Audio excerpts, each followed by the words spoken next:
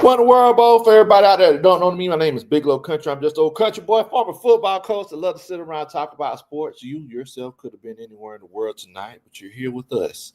And we definitely and greatly appreciate that. First of all, if you're watching the show after we've gone live already, make sure you put a what in the world, Bo, in the comments. Also, make sure that you share the channel with your friends and family. Okay, so I'm going to be completely honest with y'all. Today hasn't been the easiest day for me. It's I don't know if today was a realization. I don't know if today was one of those cases where I'm completely fed up. I don't know if I'm mad. I don't know if I'm sad. I don't know if I'm disappointed. But today we're going to sit down and talk about it. I'm not starting everything off. I just want to let y'all know I love you. But today I said some words that I probably shouldn't have said as a God-fearing man. I said a lot of them. I said a lot of them. Oh, I had to go and spend time with the youth to gain some of their innocence because I was in a bad place. And it's because of what in the world, Bo? So, Coach Ronnie, how are you doing this evening? Man, I think I feel like you. It's kind of hard to describe the depths of my disappointment today because it feels like, they always act like the fans don't know what they're talking about. They have no clue what's going on in the game, but it feels like we've been shouting about the smoke coming out of the organization since preseason, saying, hey, you might want to look at that smoke. It could turn into a fire. It could turn into a fire.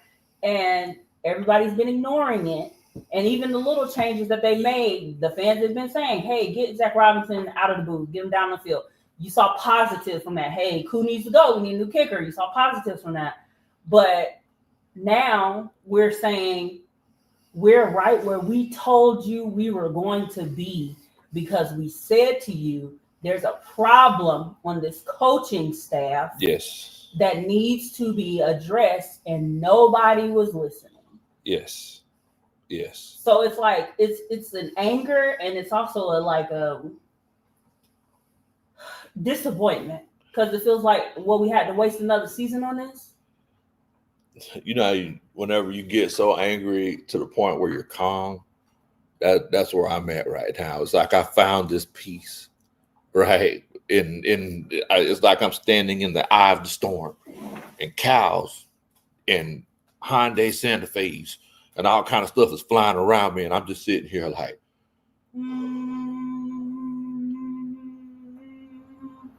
because our coaching situation is trash. I'm just gonna say I think that's accurate. I'm just gonna say it.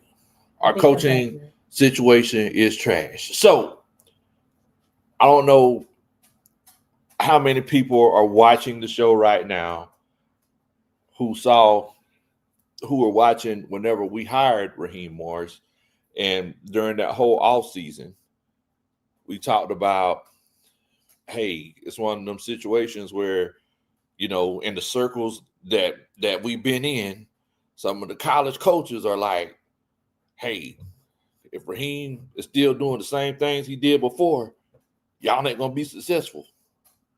I don't know if y'all remember us saying that. Well, Raheem is doing the same things that he did before. So I asked AI. Oh, wait a minute. What now? I asked AI, what is a head football coach's responsibilities in the NFL? In the NFL. Okay. So what was their list? AI said a head coach is responsible for overseeing all aspects of the team, including program leadership, player and staff management, game strategy, and recruitment. Says vision and culture is important, developing the program's vision, establishing team culture to set an overall strategy.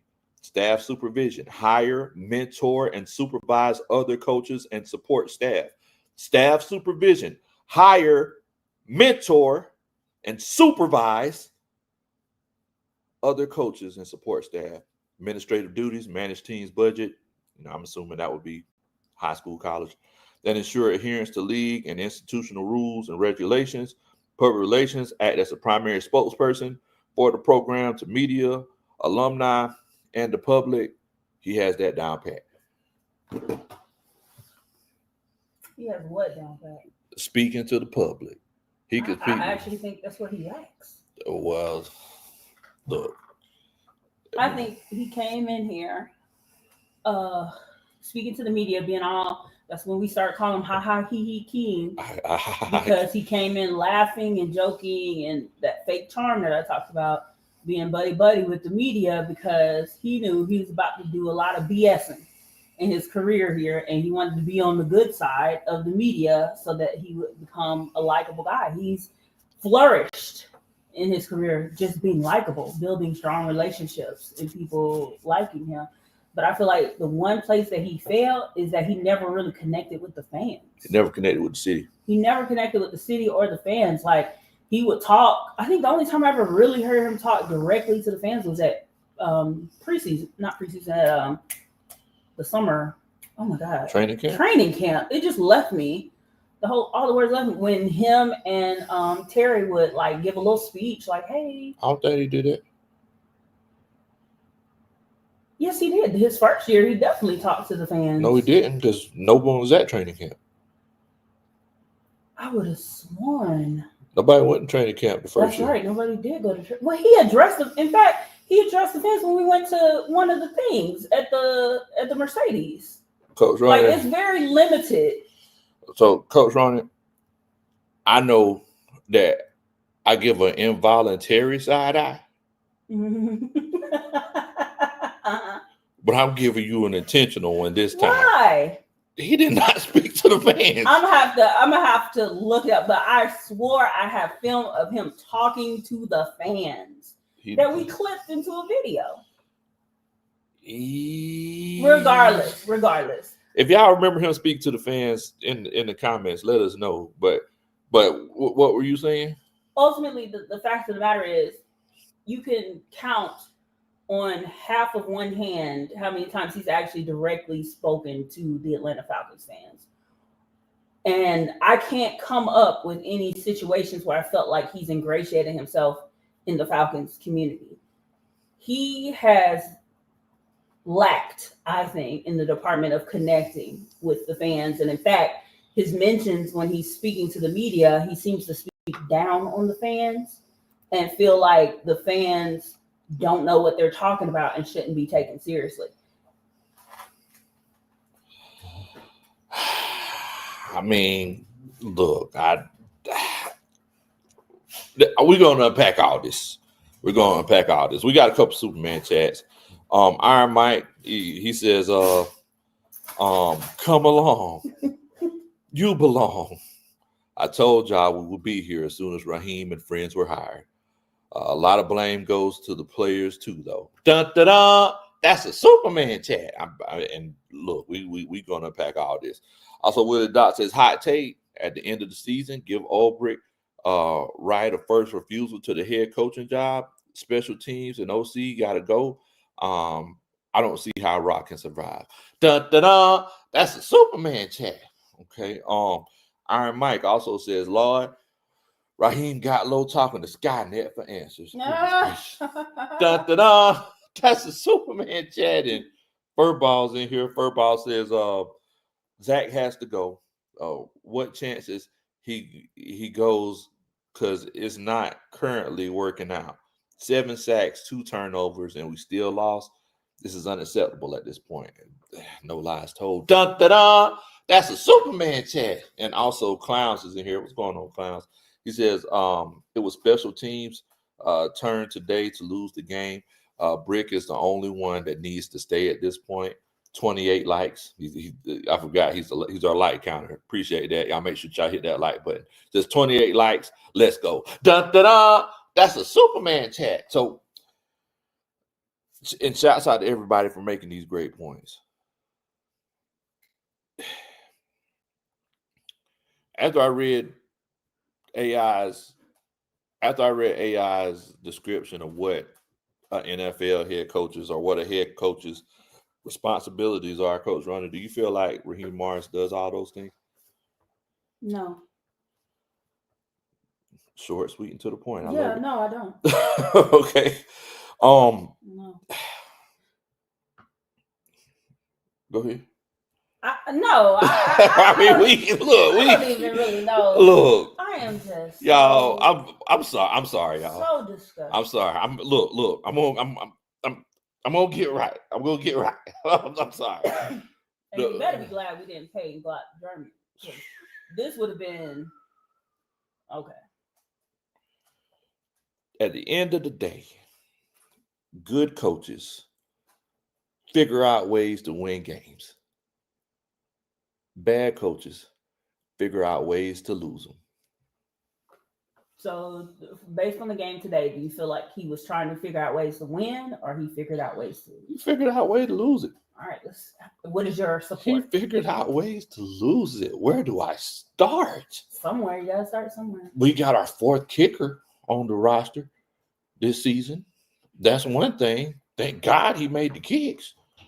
But moving forward, let's start with the offense. There are two places that your offensive coordinator gets paid, right? And you heard me say this multiple times, Coach Ronnie. Do you remember the two places I say where the offensive coordinator gets paid? I don't remember. Third down and in the red zone.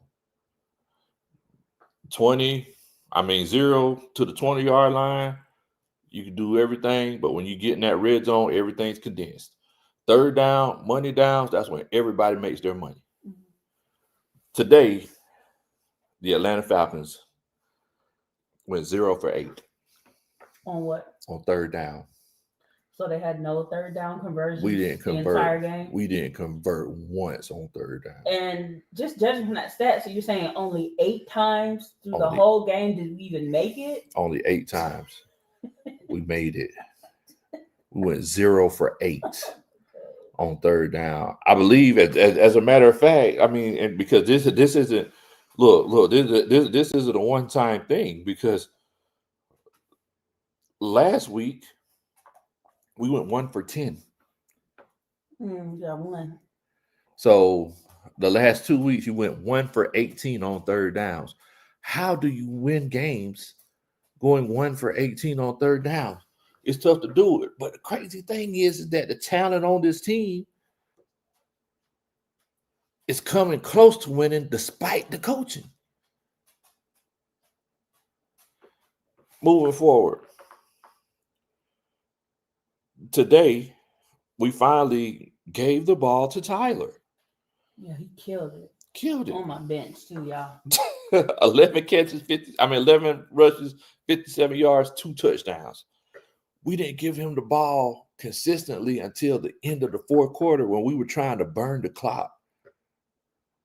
Just imagine if you would have consistently gave him the ball, because once again, one of the responsibilities is staff management and game strategy, right? Even though it's your offensive coordinator is running everything, staff management and game strategy. Also, we got a couple more Superman chats. Let's see. Jaworski says he just gave us a super stick. Shouts out to you, Jaworski. First of all, I like that name. Jaworski, Kytrell, Russell.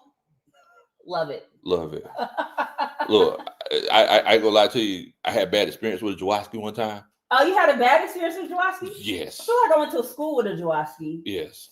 But this Jaworski seems like you're pretty cool. Shouts out to you, Jaworski. Dun, dun, dun. That's a Superman chat. I ain't even finna go into the store, but basically he stole our Casio keyboard. But Padre said, not this Jaworski. No. Not this Jaworski. The other Jaworski, he stole our Casio keyboard. But Padre says the doors of the church are open. This is a no hinges chapel. As a matter of fact, Marvin Sapp coming in from Vacation Bible School. Won't you come? The heavy hitters. The heavy hitters. Come along. You belong. Feel the fear. Da, da, da. That's a Superman check. Take the hinges off. Just take the hinges off. Take them off. put those little like beads over the door. Oh yeah, you walk through exactly. and they make that like my noise. grandma had them beads. We had them in our hallway. Y'all would. We would. Y'all would. Warranted Track Star says, why do we receive the ball? Robbie gambling for real. Dun, dun, dun. That's a Superman chat. Look, that's your boy. Brian People says, hey, ho, ho. Everybody except Ogrick got too much talent. Gotta go. Dun, dun, dun. That's a Superman chat. And also, Ashley's in here. Yeah, she was not happy when she was texting me earlier after the game. And I was like, yeah, I'm trying to calm Bigelow down. She's like, don't let him go. So I read this with your sensors on, be ready for whatever may be said. Cause she mad, y'all. Yeah, I ain't gonna lie, y'all. Coach Odie had to calm me down. Coach, look, I was trying to just chill out. You know, I went outside and I don't know if y'all remember old people, you know, they just go and they just stare in one place, just have that little moment to themselves. And that's what I did. I went outside. I was like, that's like meditation. It's like meditation. Yeah. They knew what they were doing. And I was this close to humming to myself. Like a Negro spiritual? Yes. I was this close to it. I was like, I ain't finna let it get to me that much. But I was, boy. My grandmother used to do that. Boy, it felt like it was gonna help my soul. Look, she's from Mississippi, and I don't know if y'all watch Sinners, but they had this scene in there where Delroy Lindo, was talking about a tough time. Yeah. He just stopped talking and started humming. Just started humming. It's healing. Hold your head, you hear me? Hold your heads. She telling the fans. Hold your heads. Hold your heads, you hear me? Ashley says, good coaches adjust week after week. Ra repeats, but look at the film and get better. Y'all remember this part of the comment. We'll look at the film and get better. Well, when in the heck are we getting better, Harpo? When we getting better, Harpo? He says, Ryan, his pedal pushers gotta go. The pedal pushers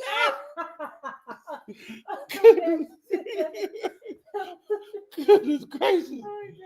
Man, look, I appreciate that, Ash. That's that dun da da. That's a Superman chat. So Ashley said it herself. We'll look at the film and get better. All right. So at the end of the day, guys, think about this. We hear, and I apologize, y'all, if y'all hear the dog pacing back and forth. Coach Ronnie put up her BALL, and now she's having a nervous breakdown. But at the end of the day, there's a difference between not making good coaches' decisions and a bad disposition. I will repeat that one more time for the people in the back. There's a difference between not making good coaching decisions, because at the end of the day, it's one of them situations where Raheem Morris, he's not making any decisions in game. The only decisions he's making is, hey, I'm not going to call this time out when I need to call it, or I'm going to call this time out whenever it gives them a chance to make a kick. That's the only decisions he's making. But at the end of the day, Raheem Morris this is human. Why? Tell him that this human nature. This is Raheem Morris. This is his human nature. This is ingrained in him. Let's get some specific examples from the game. From the game, or where all this started. Start with specific examples from the game. Okay, so once again, the offense is looking bad because Raheem Morris, so y'all might not know this, but the average NFL headset, whenever you have your headset on, this means your mic is not muted and your mic is live. This means your mic is muted. So whenever you flip it up like this right here, your mic is muted. They can't hear what you're saying. Almost every time, 90% of the time, you look at Raheem Morris, his headset is up. He's not even talking to nobody. He's sitting, hands behind his back, watching the game. You don't see any play sheet. Looking up at the jumbotron. You don't see any kind of play sheet or anything in his hand. So once again, we looked at that AI form. That AI form said, what's the situation? What do coaches do? They manage the team, they manage the strategy, and they manage their staff. Raheem Morris isn't managing his staff. He came in here with 2 rookie coordinators. The first one, it was a dumpster fire. He got fired. Offense coordinator wasn't much better. Offense coordinator were willing to give him another shot because it was like, okay, maybe there was some promise here. Maybe there's something. Give him a little bit more time. Because we all remember whenever Kyle Shanahan, came in, the offense didn't look great, but you seen promise there. So we were like, well, maybe it's a situation where he needs another year. He needs another year to see what his strategy is. Exactly. You were top 10 in yards last year, even after Kirk Cousins fell off the cliff. But moving forward, Raheem Morris is the person that made these decisions to bring these 2 inexperienced coaches in. And the thing is that some guys are good enough to bring in 2 inexperienced coaches, but you have to be hands-on. Mm-hmm. The difference is with Raheem Morris, he is hands-off. I'm just going to let y'all do what y'all do. Meanwhile, the house is burning down. Nobody calling the fire department. Ain't nobody thinking about where the fire extinguisher at. Nobody grabbing no salt. Nothing. Because I'm going to tell you something. There's somebody that we know, they caught a kitchen on fire one time. Guess what they did? They ran and hid in the closet. That's what Raheem Morris doing. He talking about me, y'all. I don't know what you bring me in here for. What did I do? How did I take a shot? They ran and hid in the closet. And that's what Raheem Morris did. Oh, man, we looking bad. Running and jumping in the closet. Like, man, somebody better put that out. That's what Raheem Morris is doing. So you're asking an example offensively. That's another example. Another example, special teams. How in the world do we give up 4 explosive returns on special teams? You score, you go up 3 points, and then you kick the ball off to them. And once again, here we are. They return the ball back to our side of the field. They only got to go 15 yards. That's all they got to do. And they can kick a field goal. And then not only is it a situation where you give them prime position to get in field goal range, they have no timeouts. And what do? Instead of having them have pressure on them, you just call a timeout so the kicker can compose himself.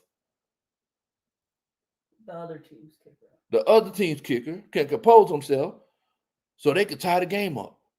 That's the problem. That's the real problem that I have with Raheem. In those moments where he can make strategic decisions, he doesn't. And it's consistent where you can make strategic decisions and you just make the decision that is worse for your team. It's worse. It's worse for your team. Worse for your team. ATL Dirty Bird says, "Hey, coach, did you see Penix with tears in his eyes at the post-game interview? Sad he's being wasted." Yes. Mm-hmm. Once again, what is one of the responsibilities of your NFL head coach? That responsibility is a vision and a culture to develop a program's vision, establish team culture, and set overall strategy. And you said something about developing coaches and players. Development of coaching and players. Development of coaches and players. Player and coach development. Dun, dun, dun. That's a Superman chat. Appreciate that. This is an interesting reply to ATL Dirty Bird from Ian Huelsback said, "Poor guy, had no help from our coaching staff." And Padre said, "Zach Robinson is exposing Michael Penix's weaknesses instead of hiding and fixing them." There's no lies. There's no lies being told. And that's where I get frustration when people are like, "Oh, get rid of Penix. He's no good." First of all, he's a young quarterback, y'all. He needs to be developed. 10 games. He needs to be developed. What development program do you feel like? Let's think about this. What development program do you feel like Zach Robinson and Raheem Morris are putting this man through? Do you feel like that exists? No, it doesn't. We know it doesn't. So no quarterback comes in perfect. No quarterback comes in like figuring everything out. They have to be coached up and they have to be developed.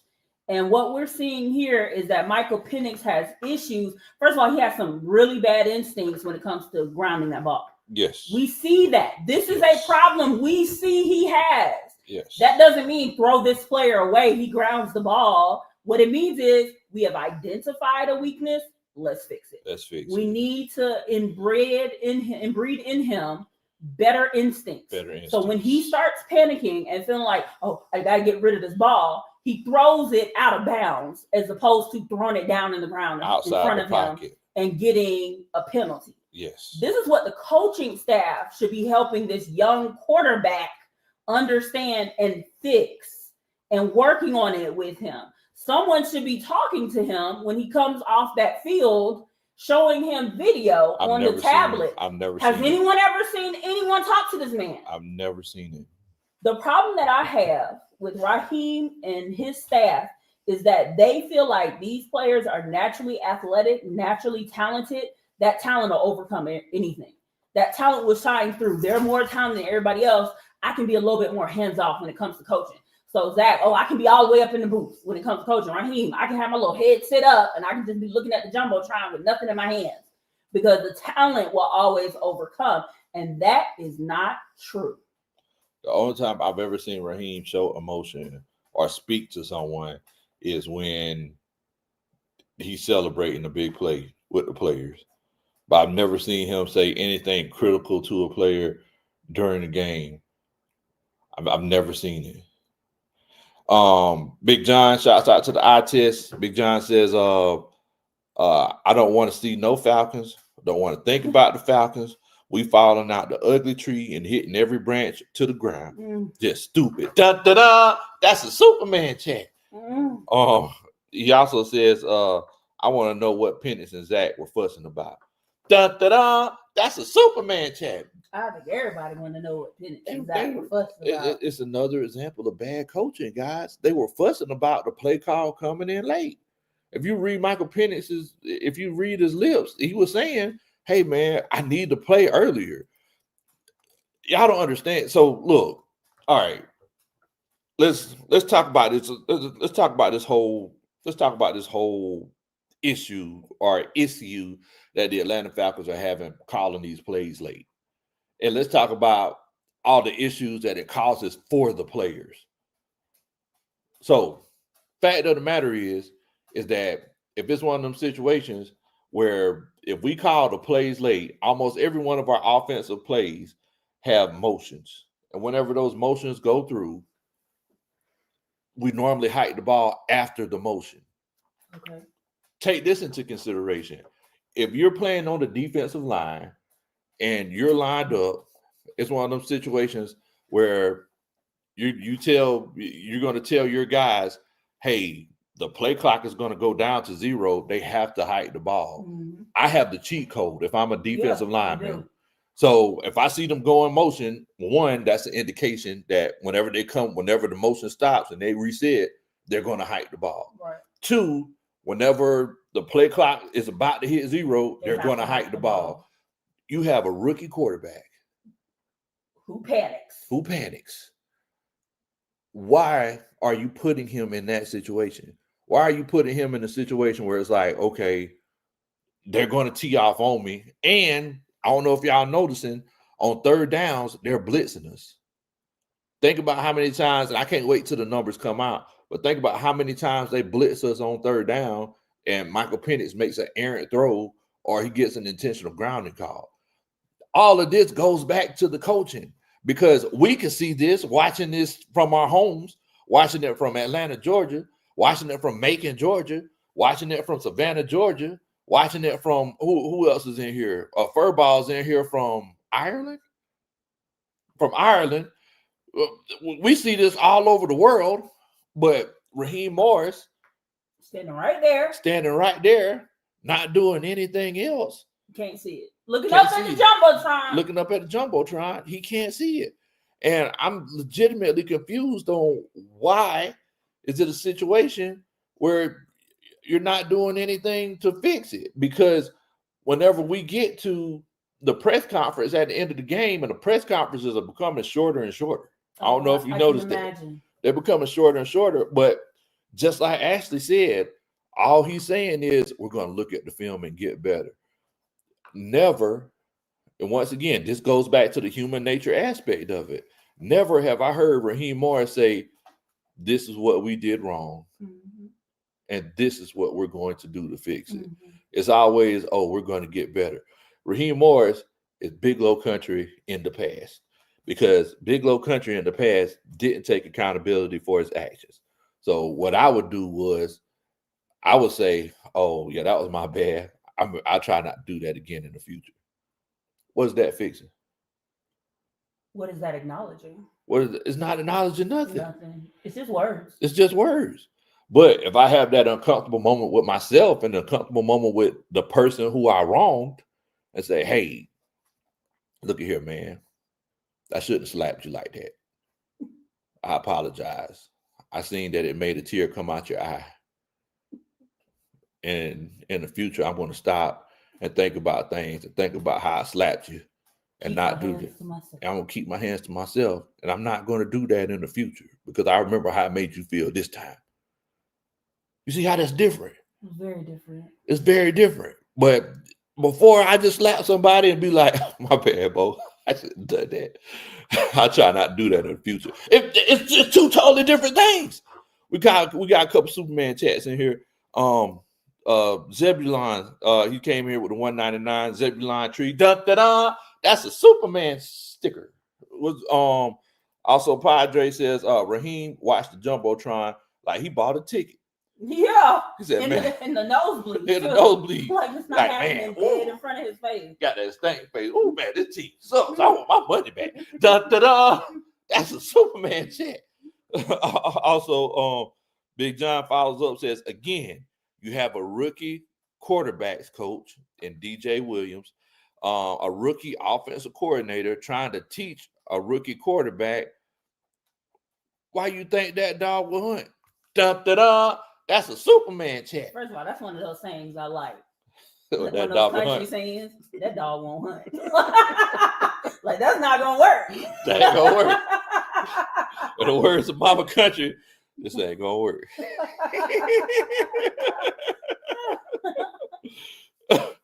I mean, but I just want to know, and I apologize, I haven't been able to get to the chats, but I just want to know, like what y'all are thinking. So I'm seeing a lot of comments in there about Russell Wilson, how we could have done well with the Russell Wilson, and there's been some spirited debates. What you mean? There's been spirited debates about whether Russell Wilson is any good, if he's washed up, if he would have helped at all. Well, let me ask you this. What is Russell Wilson? What Russell Wilson could have done the same thing Kirk Cousins done these last 2 years. Am I wrong? Yeah, you could. Yeah, they have the same capability. They have the same capability. Like, what has Kirk Cousins done these last 2 years that Russell Wilson couldn't have done? The Russell Wilson argument is also about people being dissatisfied with Michael Penix, feeling like he's the problem. Once again, if you put Michael Penix in this negative situation, why would it be one of those cases where if we make a pecan pie and we get rotten pecans, we ain't gonna sit here and be like, man, boy, that person, boy, you can't make no pecan pie. The pecans were bad to begin with. I mean, am I wrong?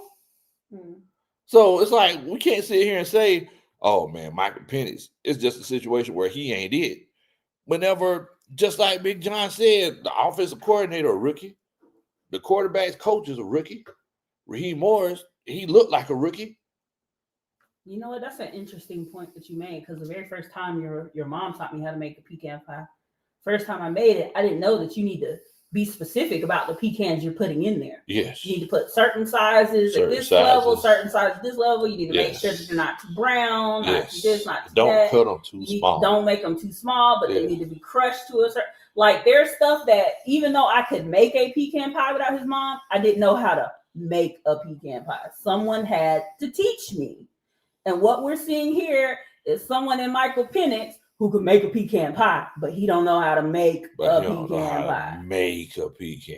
He needs to be coached. He needs to be developed, and he's not getting that. We're not going to look at Michael Penix and act like he's not talented.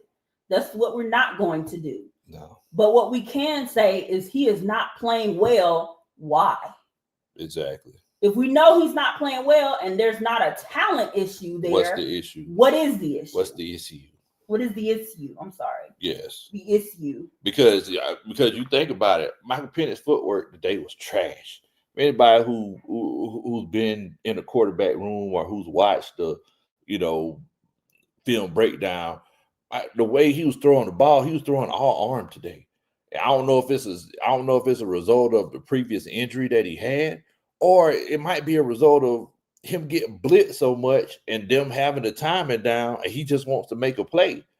But just like somebody mentioned a little bit earlier, that young man did an interview with tears in his eyes.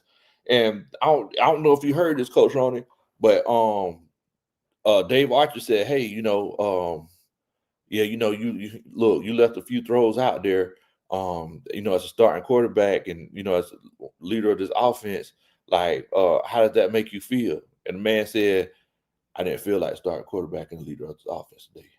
Oh, it's getting to his head. Getting into his head. Oh, that is not a good sign. And y'all just letting this young man flounder out here. Yeah. Why did you go and draft this guy in the top 10? Right. One of the most controversial draft picks in history.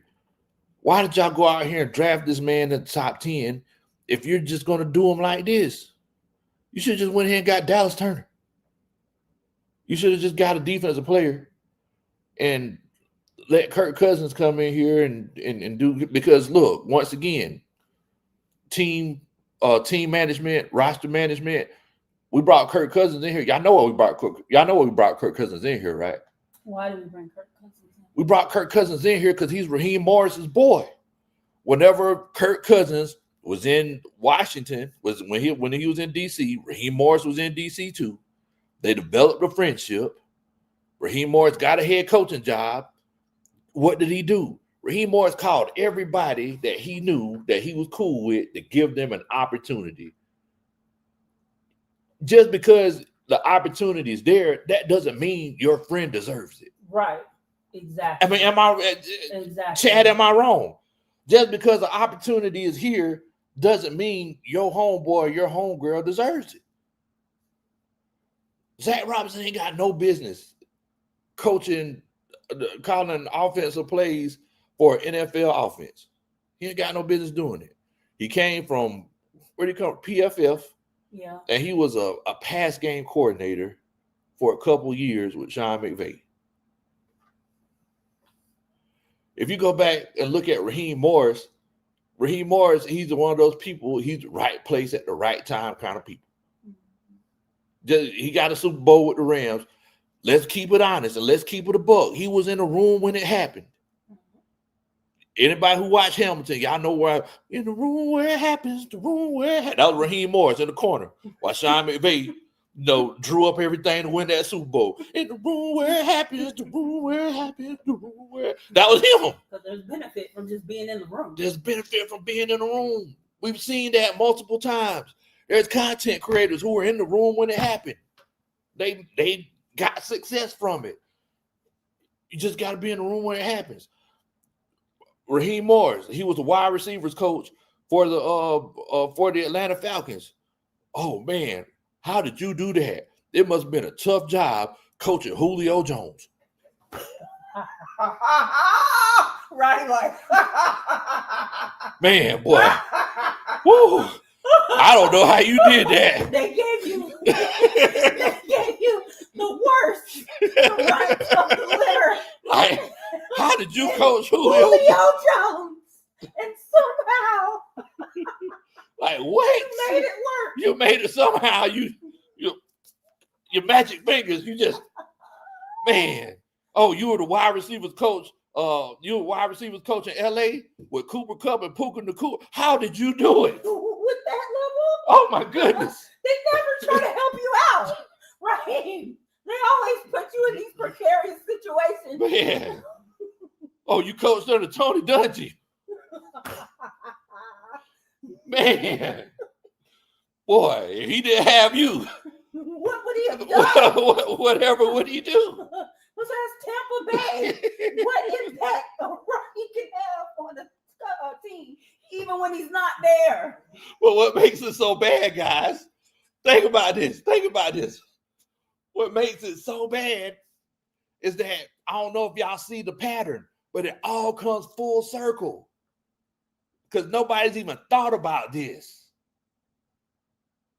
Raheem Morris and the guy that everybody's complaining about, well, one of the guys that everybody's complaining about, they crossed paths. There were two ships sailing in the night, and they crossed paths at Tampa Bay. Who are you talking about? Rich McKay. Oh, you're saying the connection between Raheem and Rich McKay. Now, for you real Falcons people, y'all know. Let's keep it a buck now. Y'all know we've been buzzing as fans for years about the stink that Rich McKay has on this team and the fact that he can't seem to keep his hands off of it. You can't seem to keep his hands off of it. I just can't stop loving you. That's Rich McKay. Or touching you. No, that sounds weird. I just can't stop loving you. He can't keep his hands off the team. No, he's supposed to be managing the. He's supposed to be changing the light bulbs. Well, nobody's. WD-40ing the hinges. So you say he's supposed to be making sure the seats are wiped off and bolted in firmly. That's the stuff he's supposed to be doing. You saying that. But that is the stuff he's supposed to be doing. Yet somehow he's sitting having weekly meetings with coaches and staff and helping with recruiting. Like, he's doing too much.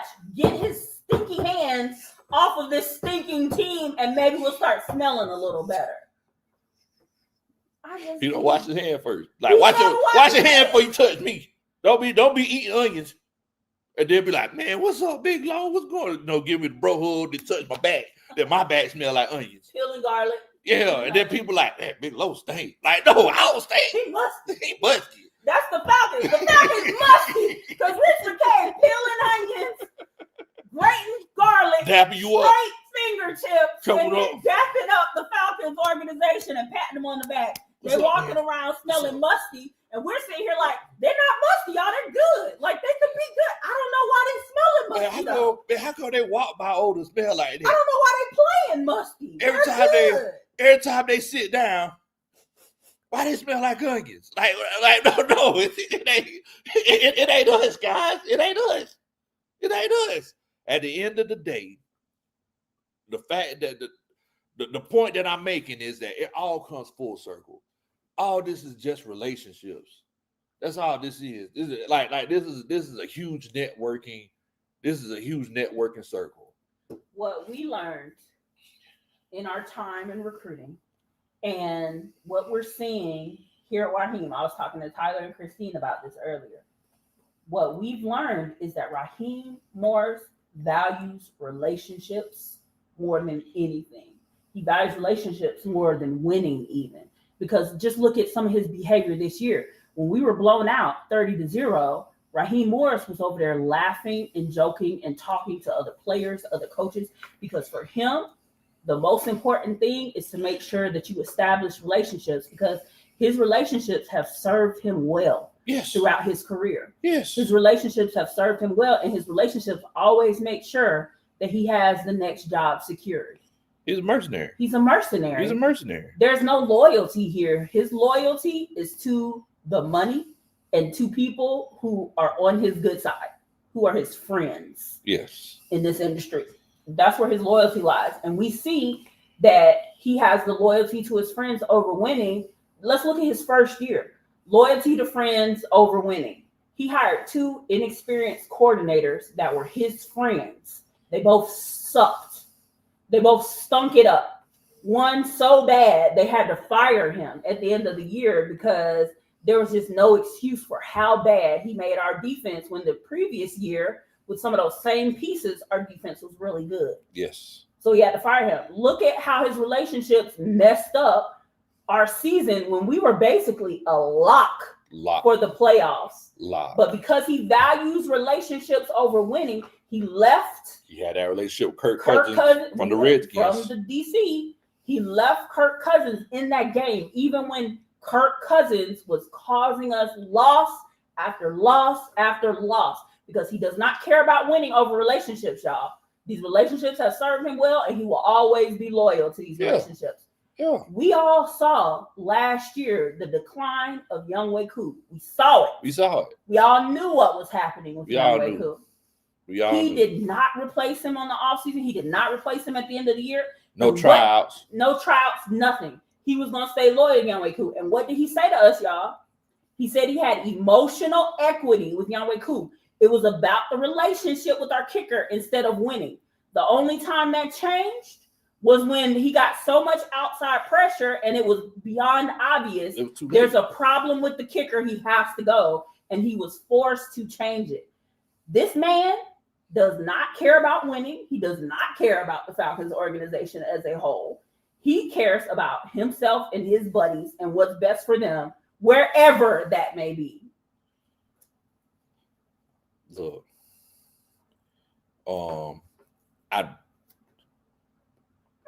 wait a minute. What are the kids doing now? No, it's okay. Yes. All I gotta say is that Raheem doesn't care about us. That's it. Look, at the end of the day, because just like you said, the same way we look at it like players and coaches come and go. But the logo is forever. Ever since we've had this channel, that's been the statement. Mm-hmm. Players come and go. Oh, we lost Grady. Players come and go. But the logo is forever.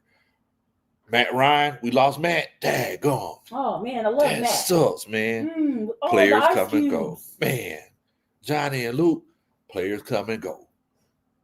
The logo is forever. Julio just ditched us on live TV. That sack of sorriness. Dang, players come and go. But the logo is forever. And Raheem Morris, he's thinking about it the same way. He's like, he's sitting here thinking jobs come and go, but that paycheck is forever. That's exactly what El Capitan 8286 says. We can't hold Raheem accountable without holding Arthur Blank accountable. He also values relationships, regardless of if it's in our best interest or not. And you know what? You're right. Yeah, I mean, we got to acknowledge it. We love Arthur. The intent behind Arthur Blank is that he feels like it actually is in the best interest of the team, because I think he trusts his instincts so well. He's like, oh, I know good guys. I'm a successful businessman. I know what a good guy is. Look, you might know what a good guy is in the business world when it comes to ordering drywall and 4x6s and picking out the shade of orange for Home Depot. But when it comes to this NFL thing, the guys that you have been picking out shade of orange. You know, every business has like their trademark shade. Their colors are trademarked. Oh, okay. So it's a very specific shade of orange. You got to pick it out. It doesn't just happen. You don't just say orange. Oh, okay. You pick it out. Gotcha. You pixelate it down to the smallest. You go to the paint shaker. Yeah, you go to that wheel thing. I thought you went to the paint shaker and when they shake it up. Yeah, at Home Depot, right? Maybe. But ultimately, he does the same thing, because why is Rich McKay still here? Because he feels like he's a good guy. He's his buddy. He's been with him for a long time, and he feels like he has the best interest of the team at heart. So Arthur Blank is always going to defer to Rich McKay. We know he doesn't. Yes. We know he doesn't. He can say whatever. He can lie as much as he wants. But those of us that have been around watching this team know that Rich McKay has always been on the outskirts of everything happening. Even when they said he moved further away from like the the game side, the player, the coaching side, I don't see no difference. 3 years ago, I was at training camp.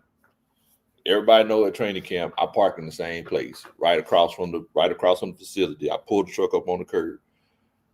I'm putting my chair and everything in the back of the truck. This guy jogging by. I like, Rich? It's Rich McKay. I'm like, what's up, Rich? What's going on? What are you doing out here? I thought you worked at the Benz. He just laughed to himself like, like this dumb sapsucker. He just laughed to himself like, yeah, you know, I just like to be out here in training camp. I like he still has his hands on it. He was there because he's a vital part. He's a vital part of the process. Yeah.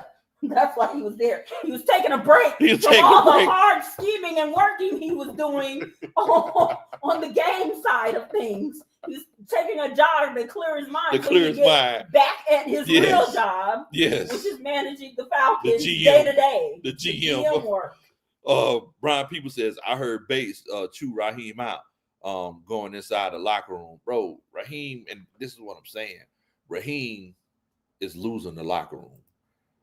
Zebulon says, where are the simple completions for your young quarterback? It seems like every pass has to thread a needle, or it's contested. You're not telling no lies, Zebulon. That's on your offensive coordinator. And if he's not getting it done, it's on your head coach. Dun, da, da. That's a Superman chat. Brian Peoples, I don't know if I gave it to you, but dun, da, da. That's a Superman chat. Also, the eye test, he says, if that's the way you got hired, then how you hire people. Falcons is the good old boy job course. Just clock in, you good. Worse than a horizontal promotion. Dun, dun, dun. That's Superman chat. Y'all crazy. Clown says Abdullah and Doolin combined to return 4 kicks for 139 yards. Wow. 84 likes, by the way, Coach Lowe. Dun, dun, dun. That's a Superman chat. Appreciate that, clowns. Also, y'all make sure y'all hit that subscribe button for us. We would definitely greatly appreciate it. If you are upset with the way things are going and you need a way to explain it, you can do that by hitting that like button. If you're upset at the simple fact that we got 7 sacks, that we got 2 turnovers, and we still lost the game, you need a way to get your stress out. Hit that like button. I tried to get the stress out by going bowling for the first time today in 6 years. And because did you realize that, Coach Ronnie? It's been 6 years, hasn't it? I've been bowling since before the pandemic. We've been folding a lot. Yeah, we be folding. They don't know. They don't know about the folding. You got to keep that hush on the hush. Can't be telling everybody. It has been a minute since you've been bowling. Yeah, but I was bad. You got whipped up on, huh? Maybe you should have played in the preseason.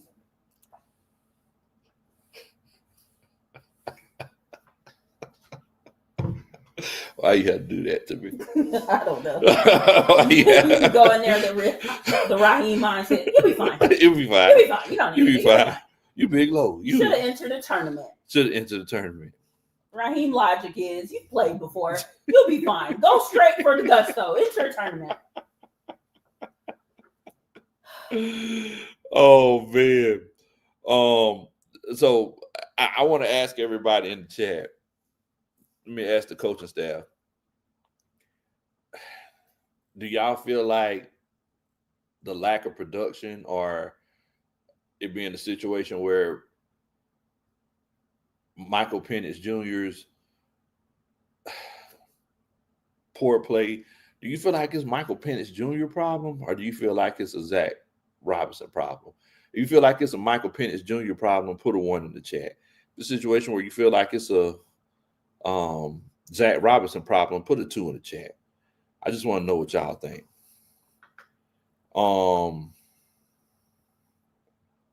Let's see. Just want to know what everybody's thinking. While y'all putting that in there. But look, at the end of the day, I think somebody on Twitter said Coach Ronnie on here preaching. Y'all don't know that Padre and I run a successful congregation. Oh, are you in for a treat? But look, I feel like the fan base is more upset with Raheem Morris than they were with Arthur Smith. I am. You are? Yeah, I know you didn't. I did not like Y'all, Arthur Smith. look, if you've been watching this show for more than 2 years, I didn't like Arthur Smith from day one, y'all. Coach Ron, the reason they fired that man. Yeah. I seriously feel like that's key. Get him up out. Yeah. And I did not like Arthur Smith only because I felt like he wasn't qualified and he shouldn't have been hired. And again, I knew the only reason he was hired was because of Arthur Blank's relationship with his dad. There we go again. That's another relationship. Putting relationships above our team winning. And as soon as I found out that connection, I sat there and said, we're not going to win. And it was from his first press conference, actually, when they were talking to him when the team started, like the training activities, the OTAs, whatever. And like Arthur Blank was like, yeah, so whenever Arthur Smith said something to the effect of, whenever one player messes up, we're going to make everybody run. Oh, yeah, we seen that at training camp, remember? Yeah. That first training camp. Yeah, and as soon as he said that, I was like, we're not going to win. Because that sort of blanket approach to like, you're not going to keep that up forever. Yeah. That's not something. Not in the pros. No, you're not going to keep that up forever. So what you're doing is trying to show that you have the discipline and you got it together and you're going to make punishment for, but you're not doing it in a way that you're going to be able to maintain. So it's all for show. Yeah. And as soon as I realized he was all for show, I was like, okay, he shouldn't have been hired, first of all. And now he's this all for show, tough talking kind of guy. I'm out on Arthur Smith. And he proved to be mediocre. Exactly as we thought. If you would have gave Arthur Smith this roster, we would not be 3-6. No, we wouldn't be 3-6, but I still don't feel like we would be a team to be feared. Or because a lot of the problems that I had with Arthur Smith was the types of decisions he was making as well. Well, look, the biggest issue I had with Arthur Smith was the quarterback, the way he handled the quarterback situation. Okay. And he handled the quarterback situation the same way Arthur Blank and them handled the quarterback situation. In that way. Somebody he was cool with back in the day brought in Marcus Mariota. Marcus Mariota didn't try out or nothing. He brought him in, and there were other viable quarterbacks out there like Geno Smith and Russell Wilson and other guys that proved that they could still play. And then, you also drafted Desmond Ridder. I don't feel like there's nothing wrong with drafting Desmond Ridder. Yeah, I feel like him low, so I feel like Desmond Ridder could have been better developed because I think the quarterback's coach was a running back, if I'm not mistaken. Like he was a running back by trade. But the thing is that Arthur Smith felt like his scheme was so good it didn't matter who ran. Right. And that's not how the NFL works. That's not how the NFL works. He also had some decision making that was just like defeatist. No. But I will give him credit. He definitely would have been better with this team for sure. Yes. For sure. He would have done better. He would have been better. This team. Definitely agree. Want to check out everybody's votes. Willie Doc, he says 2 for Zach. Ian, Carlo, Antoine Wartime, Brian Peoples, they all say 2. Dreamer, OG, he put 22 twos. Imba says 1. He feels like it's on Michael Penny's. Clowns, G-Time Baller, what's that? A Kilt to Liver. I probably tore that up. He says 2. Padre. Like Akil Tolliver. Okay, Akil Tolliver. Okay. I'm sorry, y'all. I'm sorry. My bad, Akil. Padre, Falcon, Dreamer OG, Austin, Cornelius, Chris Tyler. What's going on, Chris? Rounds 1. Marcus, they all say 2. Nando, what's going on, Nando? Dravis, Ski, Is that ski? Is he knocking a 3 Because I don't even think about ski no more. I always say 3 whenever the song come on, when I listen to it in my free time. He says 1 and 2. Ghost Pepper says 2. Bottom line, a predictable offense significantly hinders a rookie quarterback because it allows opposing defenses to anticipate plays, pressure the quarterback more effectively, and exploit the quarterback's inexperience. There's no lies told. So I mean, a few people, put some 1s and 2s in here. Shouts out to Coach Christie in here. Eddie.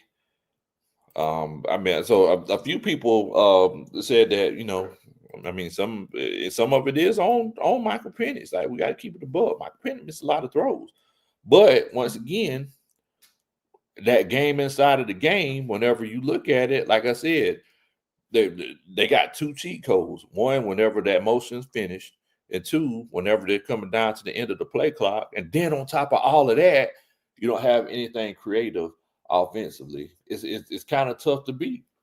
We got A Shadows in the comments. He said, I'm an unbiased Colts fan, and I can tell you Falcons have all the talent in the world and terrible coaching.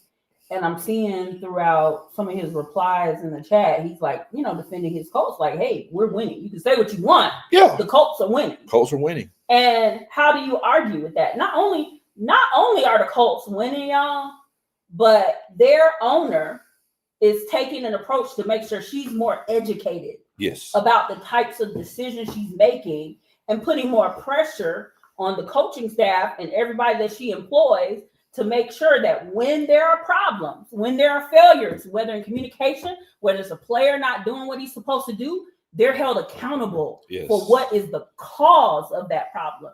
Not just what we see out on the field, what caused us to have this problem. And from her educating herself about the game and making sure that everybody is accountable for what's being put out there on that field, that team is winning. Because the thing is, Coach Ronnie, is that a lot of people say pressure busts pipes, but pressure also cleans pipes to make them run as effectively as they possibly can. So in the Colts situation right now, the pressure cleaned the pipes. That team that beat us today was a better coach team than the Atlanta Falcons. Way better coach. Craig says expecting things to be different with the same coaching staff is like walking through a cow pasture expecting the smell of roses. But honestly, it's the same bullcrap. Ulbrich and Ali are our roses. Tag them. Dun, dun, dun. That's a Superman check. Also, John says London was asked about the third down problems. He says he just runs what they tell him to run. And what does that mean, y'all? What does that kind of answer mean? The players are out. They're checking out. They're not buying into what they're selling. You're losing the locker room. Says Penny's question is 1 and 2. He says fire Zach and the quarterback's coach. Dun, dun, dun. That's a Superman chat. Look, at the end of the day, I'm gonna be completely honest with you, Coach Ronnie, especially when it comes to young talent.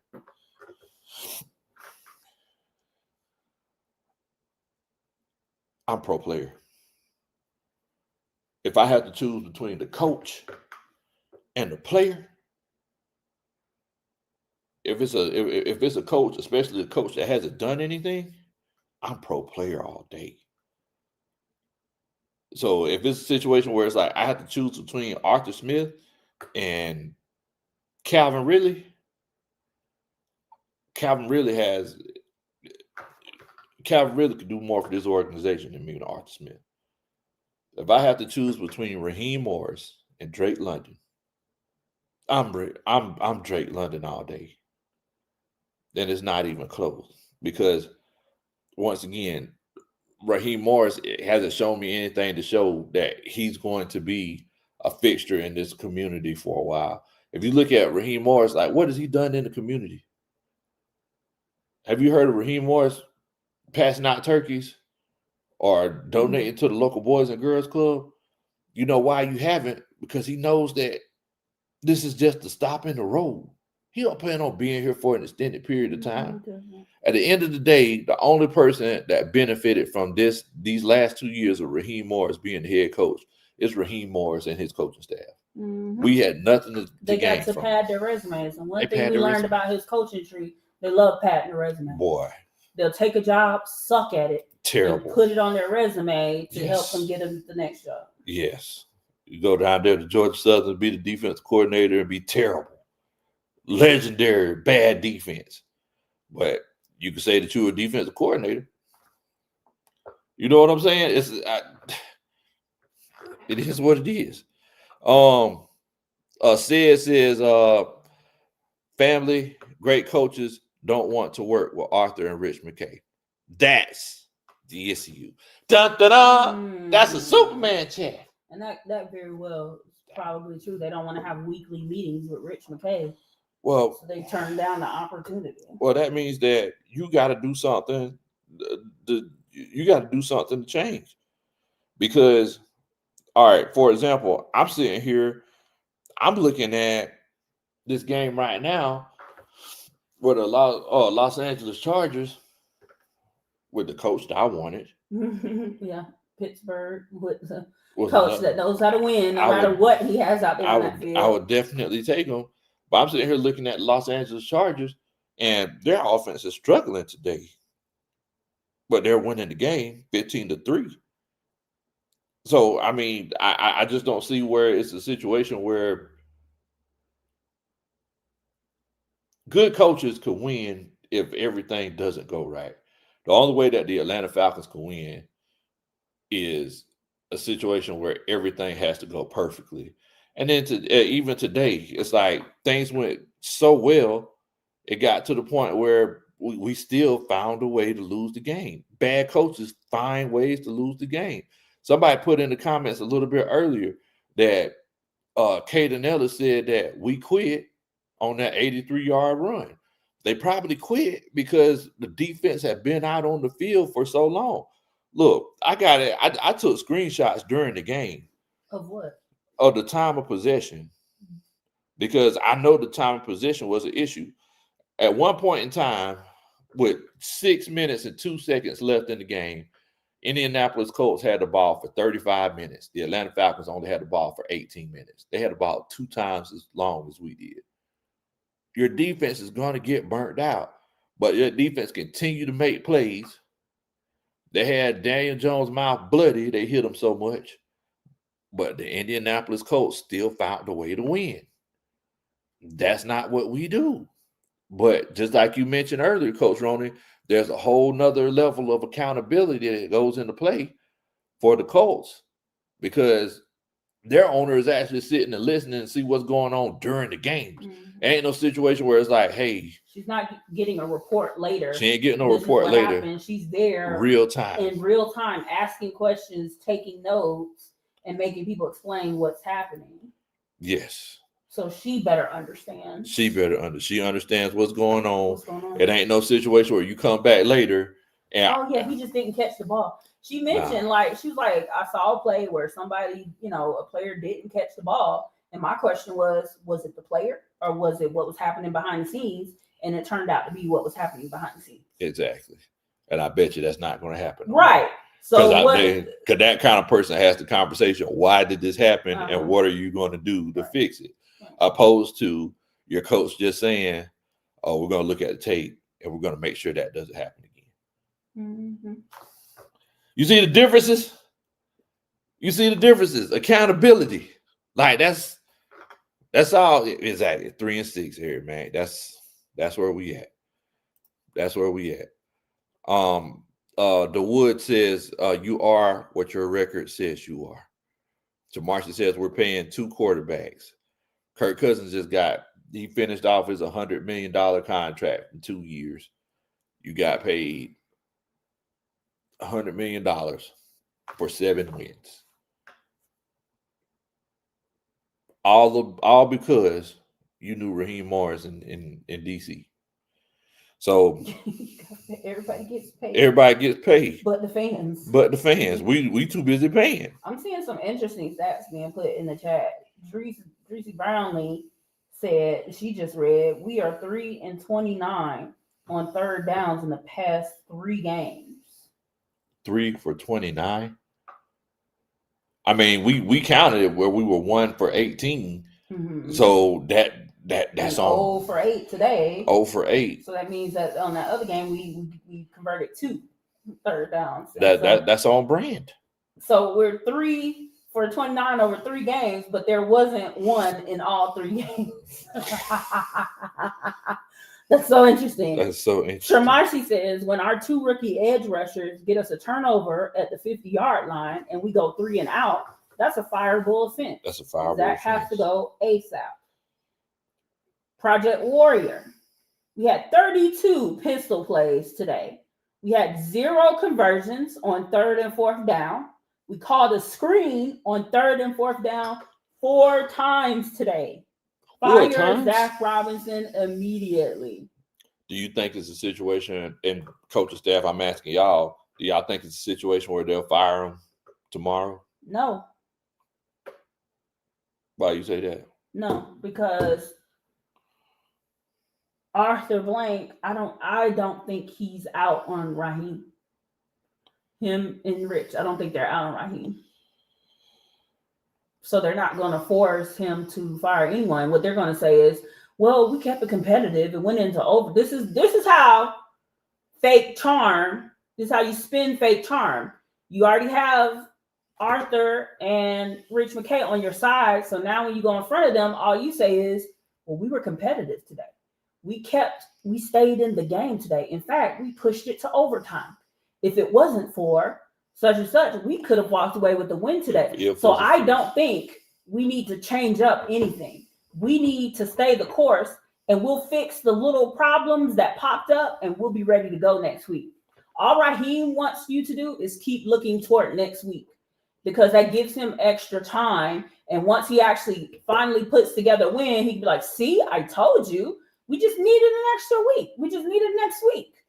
This is exactly how those kind of guys talk to you and BS you all the way to the bank.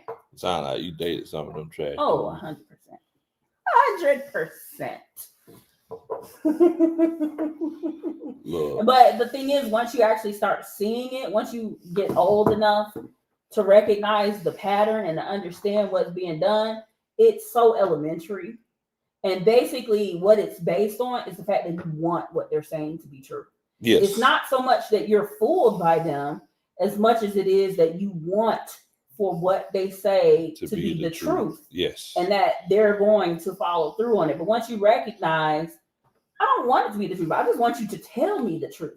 Exactly. Then you get a whole different outcome, and you don't deal with those kind of guys. Well, look.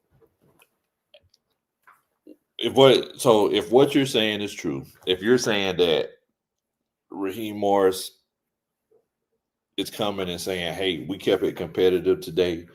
We lost the last game by 1 point. We took it in overtime today. If that's a situation where that's what he's saying, he's trying to foster a losing culture. Yeah, why you say that? Because you're trying to normalize losing. You're trying to make it sound like losing is okay. As long as you get a win every now and then. As long as you get a win every now and then, we'll look forward to the next week. But this week we lost. Right. We lost last week. Right. We lost the week before that. And the week before that. 4-game losing streak. Ooh. If you continue to go with that type of mentality, if you continue to say, hey, we'll get them next week, you're just going to keep losing. Nothing's going to change. You have all the talent in the world. Dan Marino could be your quarterback. You ain't finna win. And that's why you're losing the locker room. The thing is that this year is such a pivotal year for the Atlanta Falcons. You have so many guys who you don't know whether or not they're coming back. Jesse Bates, Tyler Algier, Kyle Pitts, Drake London's going to be on his contract year. Like, so many guys, you just don't know what's going to happen with them. And whole time, you got people cussing the coach out. You got people giving answers like, "Hey, I just run the routes they tell me to run." You got the quarterback about to burst into tears during the post game interview. You lost the locker room. You just randomly cut Ray McLeod after you fired the wide receivers coach. After you fired the wide receivers coach, like the locker room is lost. There's no need in run. Like, look, there's no need in running nothing back. Everybody's saying, "Oh well, if you get a new coach, then it's one of them situations where this team is gonna have to start all over." Okay. Well, does the team really have to start all over? Because I'm looking at today's. Okay, so the Seattle Seahawks, they won. New coach. New England Patriots, they won. New coach. Those are two guys we interviewed by. Somebody's. Let me find the comment. Go ahead. Chicago Bears won today. No, they have a winning record. New coach. I think we interviewed him as well. Let's see. Chargers, they got their new coach last year. They won last year, and they're winning this year. I mean, so it's not a situation where just because you get a new coach, it means you got to start all over. If you don't have the talent and you get a new coach, yes, you start all over. But I don't believe that just because you got a new coach altogether, you got to start all over. Also, we got a Superman chat. Craig says, I know Raheem too. Well, he says, I know Raheem too. He says, did that mean I get paid? No. Dun, dun, dun. That's a Superman chat. Maybe. Go get a job. Hey, just hit them up. Yeah. Just hit them up. Stefan says Germany just called. They're canceling the Atlanta Falcons fan club over there due to the coaching incompetence and lack of player development. Dang, go. Dun, dun, dun. That's a Superman chat. That's rough right there, boy. That is rough. But yeah, just because you're starting over, Archangel said he agrees. I appreciate that, Art. Groove Tone says 10-time Pro Bowler, and he says he has a lot more left of the tank in his interview. Who y'all talk about? This was Project Warrior. He said all the other coaches we interviewed who ended up landing head coaching gigs have winning records, except the one we picked. And the crazy thing is that he had a losing record before he got here. But everybody said, well, he got served a bad hand in Tampa. But, I mean, we know the story about, what Coach told us. We ain't going to put Coach business out there like that. But, you know what I'm saying? It's like, wasn't professional. It wasn't professional. But, you could chalk it up to him being young. But after seeing how he's handling things now, it's like, okay. Zachary says, we had Charlie Warner sitting, should get him more targets. Do you believe he has better hands than Pitts? I don't know about that. Citing Charlie Warner citing. Oh, okay. Charlie Warner citing. Okay, my bad. So we had a Charlie Warner citing. Should we get him more targets? Do I believe he has better hands than Pitts? Dun, dun, dun. That's a Superman chat. I don't think he got better hands than Pitts. Pitts did drop 2 passes today, but I don't think he got better hands than Pitts. I think Pitts could catch better than Charlie Warner.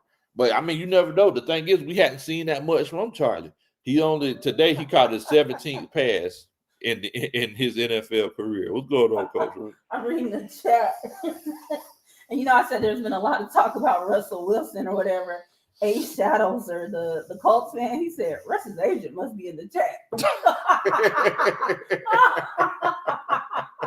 There's a lot of Russell Wilson talking. Somebody said, it was Ace again. He said every team thinks Russ is the answer until they get him.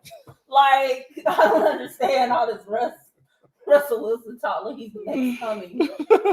Man, call Russ. Okay. Level up. Yeah. Level up. The most I want from Russ is Sierra back in Atlanta. How about that? I'm good otherwise. Look, that ain't gonna work. ain't gonna Russ. Sierra come back to Atlanta with Future. Just they ain't gonna. Well, he still ain't gonna see his child. Wow, Coach Yeah, okay. Wow. Now, it's interesting that y'all mentioned Russ because shouts out to my homeboy On the Mark. I was watching him earlier. Y'all make sure y'all check out my homeboy Marcus watching On the Mark. He made this great point where he said that the Denver Broncos picked up Russell Wilson. Sean Payton got Russell Wilson. And Sean Payton said, I don't think I could win with him. I don't want him to be my quarterback. And they paid that man $80 million to leave. Oh, my gosh. So why is everybody saying... He's the answer. No, not that he's the answer. But why is everybody saying, oh, well, Raheem Morris got a 5-year contract?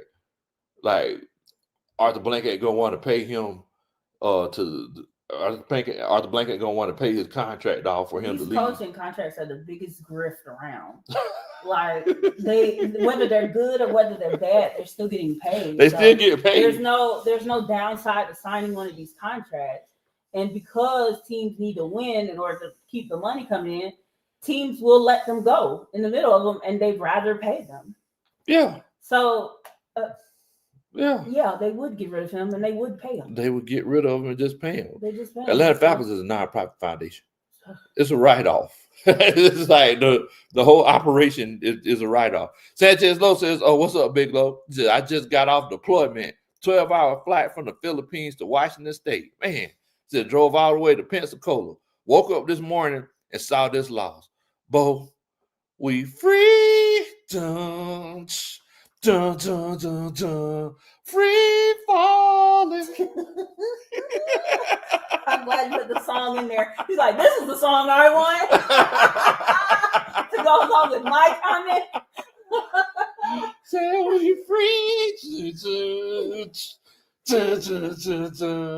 Free falling. It's 19. You got to do a little something. That's why I did the. Let's do some level up. Level up. Yeah, out of Rush. Dun, dun, dun. That's a Superman shit.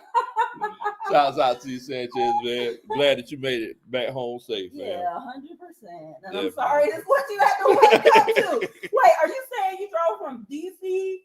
to Pensacola, Florida? Well, Washington State to Pensacola. Washington State to Pensacola, Florida? Yeah. And this is what you wake up to? That's what he woke up to. Absolutely not. That's what he woke up to. I'm so sorry. Daggone. Free fall. You'll never hear that from Raheem, but you'll hear it from me. I'm so sorry. Wow, Coach Roddy. Today. Wow, you won't hear it from Raheem. You won't hear it. Oh, we'll figure it out. Oh man, Raheem. He's also the same guy that said, it's not the fans' job to like us. Don't worry. Look, I'm a volunteer. I like you. I dislike you for free. Don't even worry about it. It is not my job to dislike you. This is something I do in my off time. Disliking you. Oh my gosh. You didn't even let me finish. Oh, my bad. My bad. Raheem Boy said, look, it's not it'd be the corniest stuff. Man, he said, yeah, it ain't the fans' job. It ain't the fans' job to like us. It's our job to make them like us.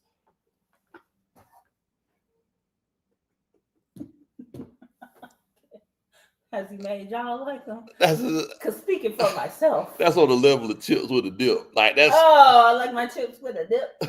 Like that's on the same level. Like, yeah, it's not their job to like us. It's our job to make them like us. What in the world? What? It's like, you really feel like you? Raheem Martin need to go play. He need to coach college football. That's what he needs to do. He'll be a really, really good recruiter. Oh, he needs to. Now, one thing I say about him and people from his tree, excellent recruiters. Really good. Excellent recruiters. That false charm goes a long way in recruiting. excellent recruiters. At the end of the day, he needs to be good in college football. But looking at his resume, he seems adverse to college football. Seems like he doesn't like it. He likes being in the NFL. Well, look, if you keep on, he ain't gonna have a choice. He ain't gonna have a choice. If he wants to be a head coach again, he ain't gonna have a choice. Free Game Zay said, "Man, I'm hurt. Bo. All I want is to get out of this 8-year slump." Man, Bo, look, it's tough. Yeah, every year they tell us it's the next year. This is the year. You see the talent on the team, and you see that there were some promising things last year, and you go, if only they make these small changes, we could win. We could do it. We see it. I think that's what frustrates Falcons fans the most. We see the talent. We see the potential. We know that we're right at the precipice. We really just need that last little push. Yes. And we never get that last little push. Instead, they start pulling us back a little bit with the decisions that are being made behind the scenes. Every time we try to win, coaches keep pulling us back. Exactly. Say we gotta make it right. Exactly that. Like, I don't. When you remember when we went out to the 49ers game, and we were talking to the 49ers fans, great people, by the way. 49ers fans were really cool. And we were talking to them, and they were like, at the end of the game, they're like, man, I didn't think we were going to win this. We were scared knowing that the Falcons were coming into town. Because we're stacked, y'all. We got packed in the stack, especially in the back. Like, we're stacked, y'all, on that team. Okay. Shout out to Salt and Pepper, who were just inducted into the Rock and Roll Hall of Fame. Pause, but yeah. Like, anyway. What? Can I get some fries with the shake, who we if looks could kill you, flip feet, and Uzi.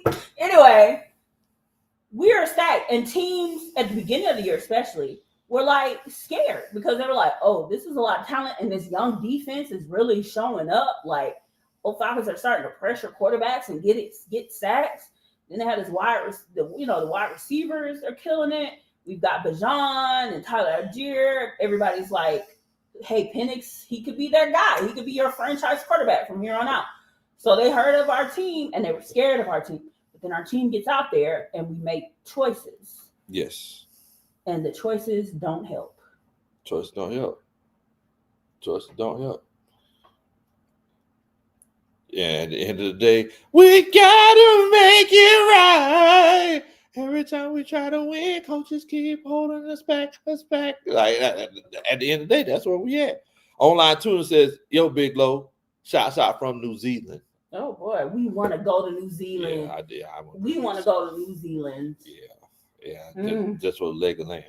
I want to see the beautiful landscape. I hear it's amazing. Oh yeah, the landscape cool too. But I want to see. I want to see how they smoke that leg of lamb. That's what I want. I want to go to New Zealand and see how they smoke the leg of lamb before I do my first one. Because I've been wanting to do one for a while, but I want to see them do because that's where they do it at. All right, New Zealand. I don't know. It's like Raheem Morris.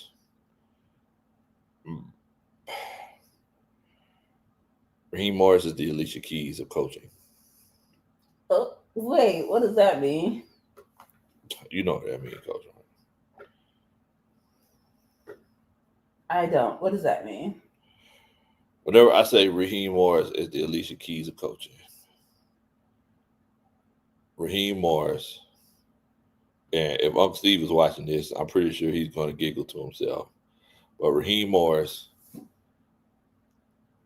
got us interested with falling. I keep on falling in love. She didn't really have to sing, right? Like she stayed in her octave.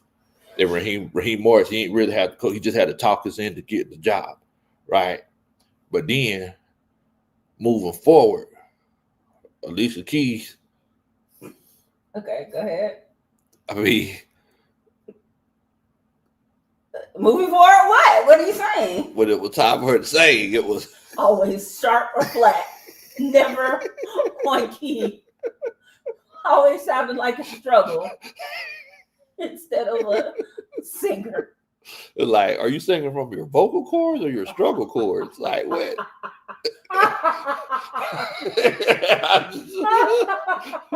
This girl is on fire. Like, Struggle chord. like, you know. With a mansion. Oh.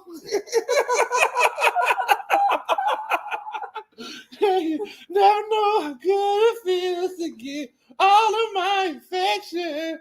And you're gonna really what a minute feel when I look you. Oh, like but the thing is she keep on doing it. It's like, wait a minute, Alicia. Like, you don't hear that? You know, and it's like, Raheem, I'm sitting here like, well, hold on, Raheem. Like, you keep losing all these games. You don't hear that? You don't see that? You don't see that the offense is looking so bad? Like, you just turn around and say, hold on. NBA says Alicia and Caprice.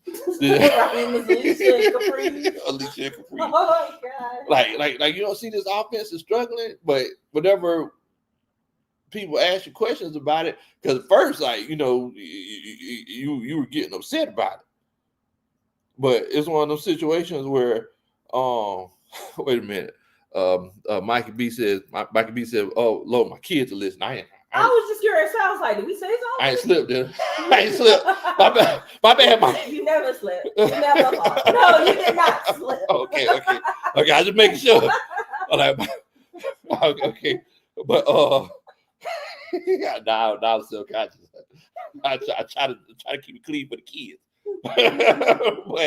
but look, at the end of the day, it's one of those situations where instead of acknowledging what you did wrong or acknowledging what you're doing wrong, you want to be all secretive and then, you know, just say, yeah, you know, we'll fix it. That's it. Like, remember, this is the same guy that said last year, told fans that they were living in the past.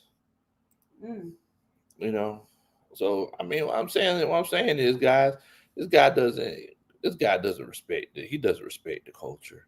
He doesn't respect these fans. You know, Dowda says, you get Prime and you get Shador. Dang, boy, look here. We're good. I want an experienced coach. Exactly. I want an experienced coach that makes solid, knowledgeable, wise decisions based on what he's seeing in front of him. I want a coach that I can feel confident will be developing his players. Yes. And especially putting emphasis on developing his young quarterback. Mike McCarthy. I would love that. Personally. Mike McCarthy. I would love that. Oh, especially with the record that Green Bay has for developing talent. Mike McCarthy. That. And don't forget what he did with Dak. Yeah, true. Dak down in Prescott. Dallas, yeah. And the thing is that Mike McCarthy takes football serious and he takes his job serious, because every year because Mike McCarthy, he didn't get fired from Dallas, he stepped down. But after he stepped down and whenever he left Green Bay, he always takes a year off to revamp his scheme, and he watches everybody else in the league and everybody in college to see what he could implement with his next journey. That's the kind of football mind that you need. You need someone, my two requirements. You need someone who doesn't have anything to do with the 2016 Atlanta Falcons team. So whenever people say, hey, we need to make Jeff Ulbrich the head coach, I'm good. I'm cool with him staying in DC.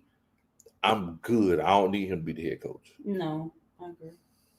You know, I mean, him being a DC is just because he's done such an extraordinary job with his defense. And I need someone who's had prior coaching experience.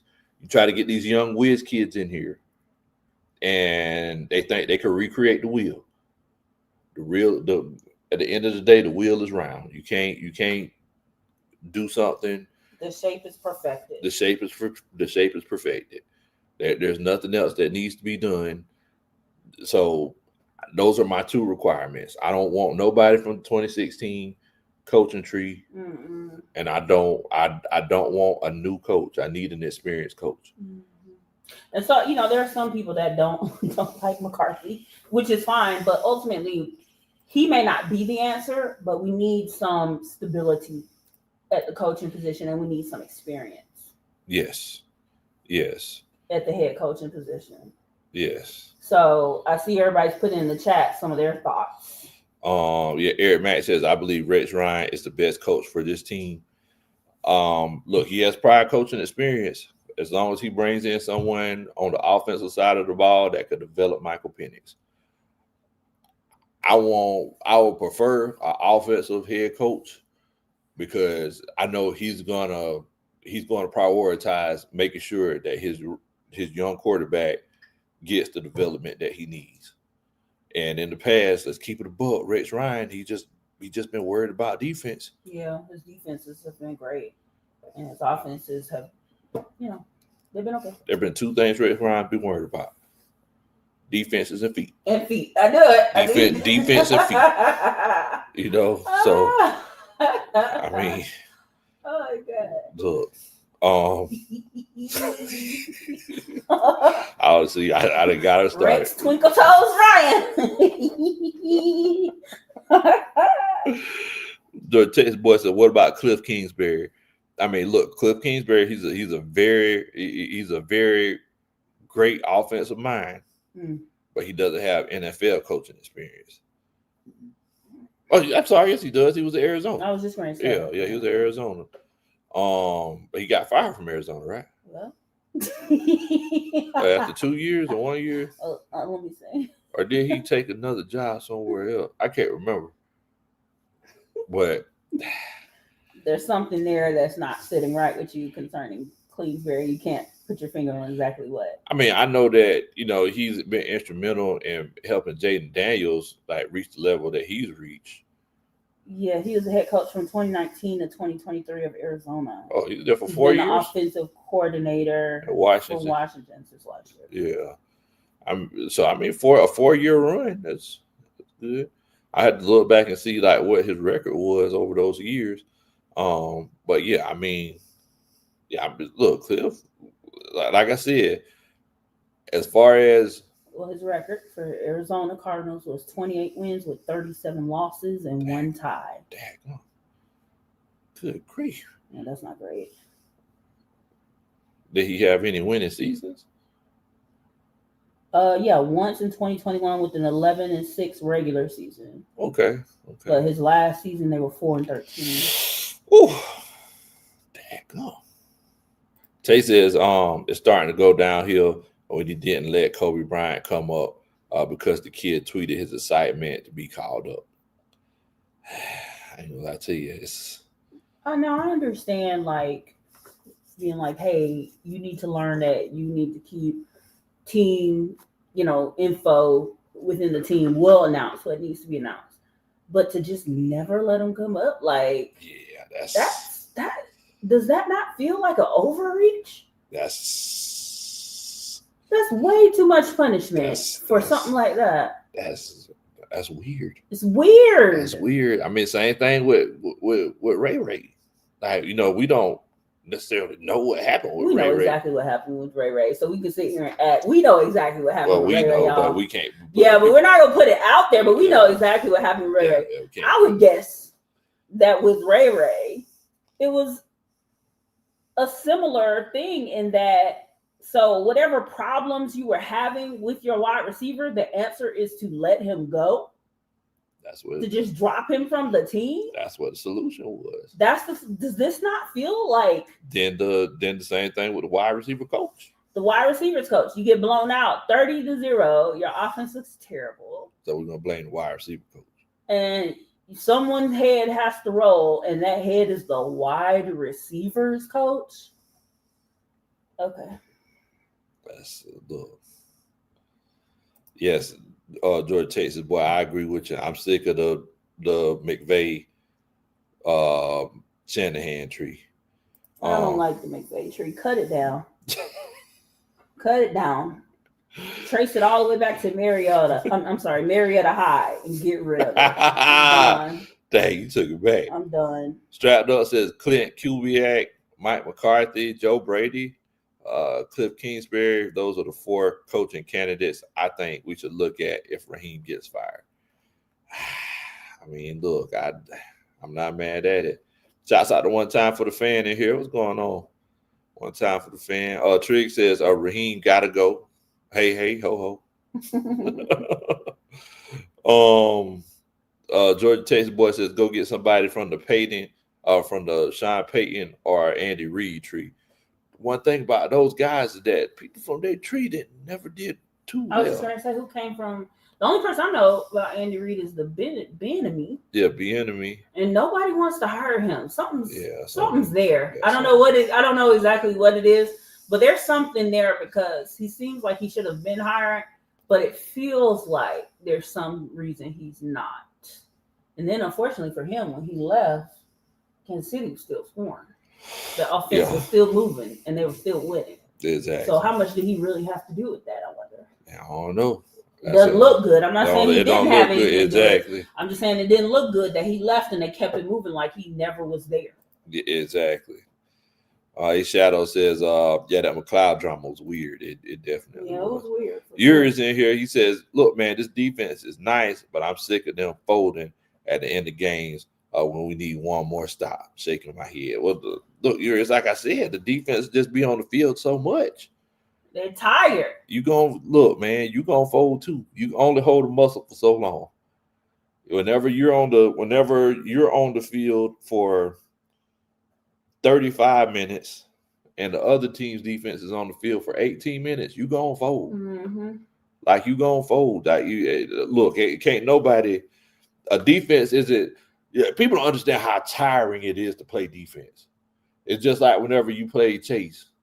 Or tag whenever you was a kid. Did you get more tired being the person that was running from the other people or the person that was chasing the person that was running from you? More tired chasing people. You got more tired chasing people. Because the people that you're chasing, they have moments where they can chill. Yeah. But you're constantly on the move. I'm constantly on the move. I'm trying to cut you off at the pass. So yeah, I mean, bro, look, that's tough. That's tough. That is tough.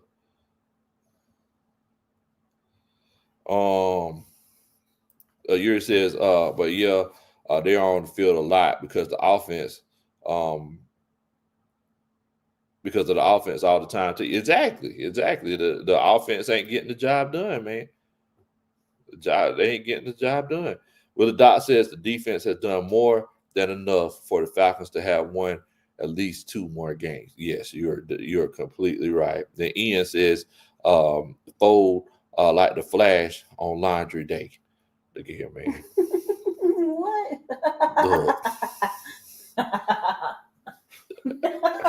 Who thinks about the Flash using his skills to fold laundry? The defense. I don't know, that's cracking me up. Look, whenever I think about defense folded, I was just thinking about Kalani. Yeah. Yeah, I was thinking about Kalani. One time for the fans, this dude keeps mentioning Russell Wilson. That's hilarious. Real Atlanta knows that's not happening.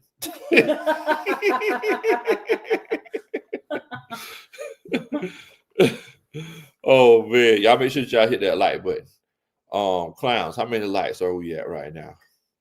How many likes are we at? Coach Tyler Russell's in the chat. Tyler says, I'm thinking my prediction of 15-2 is going to work for us this year. Yeah. I don't think we. Read J Tuff his next comment. What is that, babe? Read the next comment. Oh, okay. He says, I'm tired of focusing on the next season every season. I don't think that's ultimately what a lot of frustration is with this team. It's like, can we be competitive in the season that we're in? Can we make the choices during the game that helps us win the game? So that way we're competitive in the game that we're playing right now. We're competitive in the season that we're in right now. And we have a chance to go to the playoffs this year instead of being where we are right now and going, instead of being where we are right now and going, Maybe next year. Maybe next year. Maybe next year. With a whole bunch of uncertainty. Yeah. Because if you think about this right here. Moving forward, after this, first of all, today, it's a twilight zone. The only team that won are the Saints. The Saints won today? Saints beat Carolina. Oh my gosh. So the only team that won are the Saints. But after this season, once again, you're going to go into a whole offseason of uncertainty. You don't know who's staying, who's going, because the coaching staff going to be changing up. Mm-hmm. I mean, look, that's good. It's going to make good content. We're going to have something to talk about. But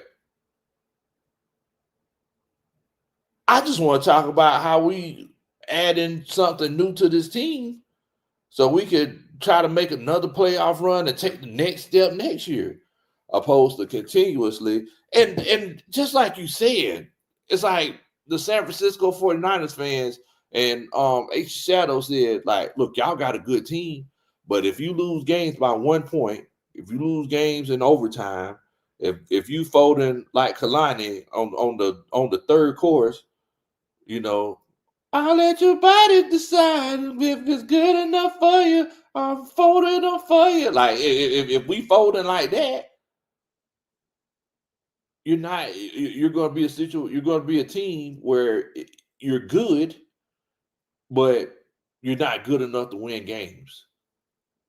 You're not good enough to win games that you're supposed to win. And then like this whole situation where it's like you're playing to the level of your competition. Because we just played two of the best or the best two teams in the AFC and pushed them to the limit. And now you're going to turn around and play the Saints. And ain't no telling what's going to happen then. You see what I'm saying? Like, you kind of stuck. Appreciate that, clowns. We got 139 likes. Appreciate that, Padre. 139 likes. Appreciate that. What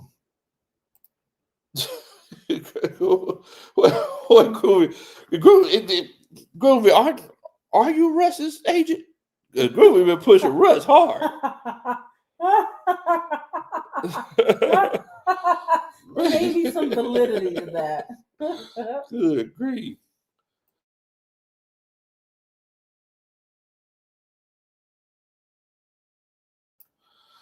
All right. So what we'll do, because tonight it's a bit of a therapy session. Let's open the chat up. If anybody want to come in and tell us how they feel, we're gonna open the chat up for y'all. Give me 1 second. I'm gonna put the link in the chat.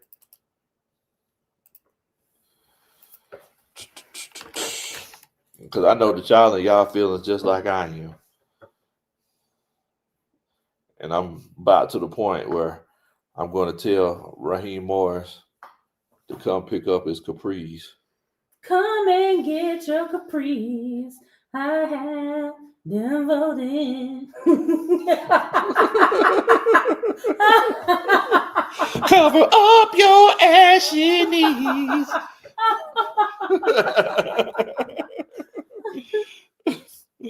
Because the lost column is loaded. Meet me at the door of Mercedes-Benz. You sorry joker.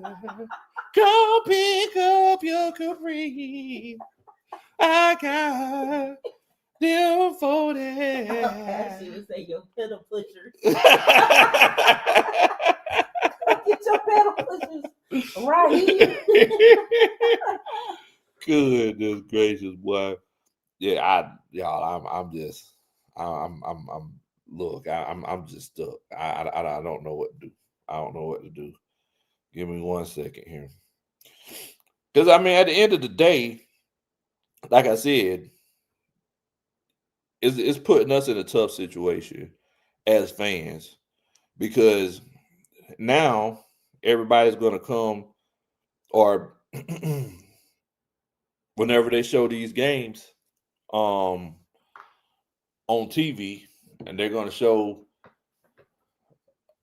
fans of the away teams coming to the Atlanta Falcons games, and they're going to take over the stadium because everybody's always going to come in, and everybody's always going to come in and fly to Atlanta because we always have the cheapest flights, and then people feel like they're going to come and see a win. What's Blue Clues talking about being unbanned, Coach Ronnie? He said he was banned.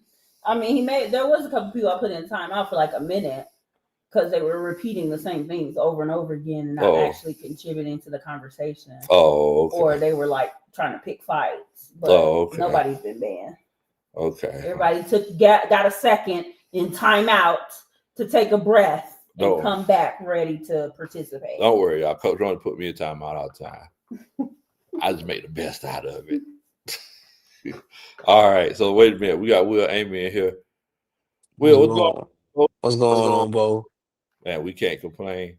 Coach Ron, you make sure I ain't got no echo. Yeah. What's up, man? Not much, man. I'm hitting the Blues Clues on Raheem Morris. We just got a letter. We just got a letter.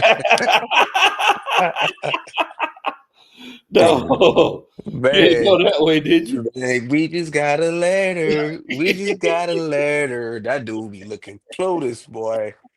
So his nickname is Clueless Raheem. The Raheem the fool. But yeah, man. It's time to clean house with his coaching staff, man. When I seen today, the special team was it was embarrassing. They kept giving 50 yards every time. I'm like, Raheem, you're not even chewing out on Marcus Williams out. Like this dude been causing us too many teams getting punt coverage has been terrible. It didn't even matter. Special team they get an F. And I think, man, they don't even use the Malcolm Helms. We having players that we ain't never seen. Like I know Mike Hughes ain't played, but I'm like, damn, I better have Helms out there. Like the other dude was sorry. I don't know who he was 32. And then man, I'm telling you, Coach Lowe, this team they got a clean house, man, because they don't put the players in the right position to win. And I'm gonna tell you, the defense been tired. They made critical stops, man, but they couldn't get off the field. And I'm tired seeing Jayden, the astronaut Burton helmet out there on the field, man. Bro, I'm tired. I am tired of that, man. I'm tired of that. And moving forward, man, I think they need to clean house. Darnell Mooney, he's completely out. I think he's gone next season. J.C. Batesman got 1 year left on his contract. I think he might want to go to a contender. I mean, we got a lot of things to do, and I'm tired of E.T. Rich McKay. He got to go back home to Oregon. E.T. had to go home. He got to go home, man. But yeah, man, overall, man, Big Low, man, it's time to clean house, man. I hate to say it. I don't think Raheem Morris' jobs are safe. This long flight from Germany, man. But how you feel? But how you feel about the game overall, man? And I do blame Michael Penix too, because Michael Penix don't have a quarterback coach, and he don't have the right offense coordinator. Zach Robinson's not even teaching this kid how to read defense and all that. Michael Penix got the talent, but it's that he don't know how to use the legs on certain situations. And he missed some good throws to Kyle Pitts. Kyle Pitts had his hand out, but it's feel like Michael Penix just lobbed the ball out. He didn't even trying to throw it to a tight window, so you know what I'm saying, the defender could get it, and he has to work on his accuracy and his footwork this offseason. Yes, progression. Yes, he definitely has, especially his footwork. Because there were a few times you just seen him throwing the ball with his arm, and he wasn't, doing that whole chain reaction deal. But yeah, I feel like, as far as like how I felt about the game overall, it's like it's a situation where it's encouraging, and it also kind of pisses you off because you see it being one of those cases where you see how successful this young defense can be. You see how successful these playmakers can be. Tyler Algier, whenever he got the ball, he went crazy. He did what we expected him to do. But it's like it's so frustrating because whenever you see all of that, T. Will's boy ends up letting us down. So I mean, because in our group chat, every time something would happen, T. Will just kept saying, "I love Raheem." So I mean, like, you know, I love Raheem Morris. What up, William? How you What's doing, man? going what's on, going man? on, What's T. going Will? on, man? All And good. What up, Lowe? yeah. What's up, T. Will, man? What you got to see, man? Man, bro. Hey, man. You know what? Um, it's amazing, man. We got 7 sacks today, guys. I think we may have 29 or potentially 31 sacks. We got 29 sacks. I think we have 29 sacks. We got what, 31 last year? 34, 35 last year? I think so. Yeah. Yeah. We have 29 sacks, right? It's game 9. Today's game 9, and we're 3-6. It's 3-6. Yeah. We get 7 sacks today, 2 turnovers. We give up 519 yards, and still we have a chance to win. And it's like we don't know what to do in those clutch moments, Yeah. right? It, it's Yeah. it's like we don't. They kept the ball for 40 minutes and 20 seconds. Good. That is horrible. And I, and I even because y'all go T ahead, Will, go ahead, go ahead. they were saying Kate and Nellis was saying that the defense, like when they gave up on our 80-yard run to Jonathan Yeah. Taylor, they said AJ Terrell, hey, y'all lay back. So here gave him the green light, like, man, we tired. Let me just go ahead and let him go. So that lets you know that Raheem lost the locker room, and with Coach Lowe saying JC Third was chewing Raheem out at the halftime. That speak volumes. This team is lost. Until we get Rich McKay out of here and Arthur Blank grow some puberty hell, like God forbid for me saying this, hey, I appreciate you the business, but don't take this personally. We got to go to a different direction. Until we do that, we ain't gonna never win nothing. Until that it start from the top. It start from the top. Rich McKay got to go. Sorry. I mean, you're Mm. right, man. You're right. Hey, What up, man, pandemic? what's going on, Bo? Hey, What's what's going going on? on, fellas? What's going on? Oh man. What's going on? Man, Hold on one second, man. I got a Superman chat here. Clown says I'm not giving up, coach, but every Sunday I'm fighting the win, like Trey Styles from Boys from the Hood. I'm Boys in the Hood. Yes. Dun, dun, Fighting. dun. That's a Superman chat. Fighting.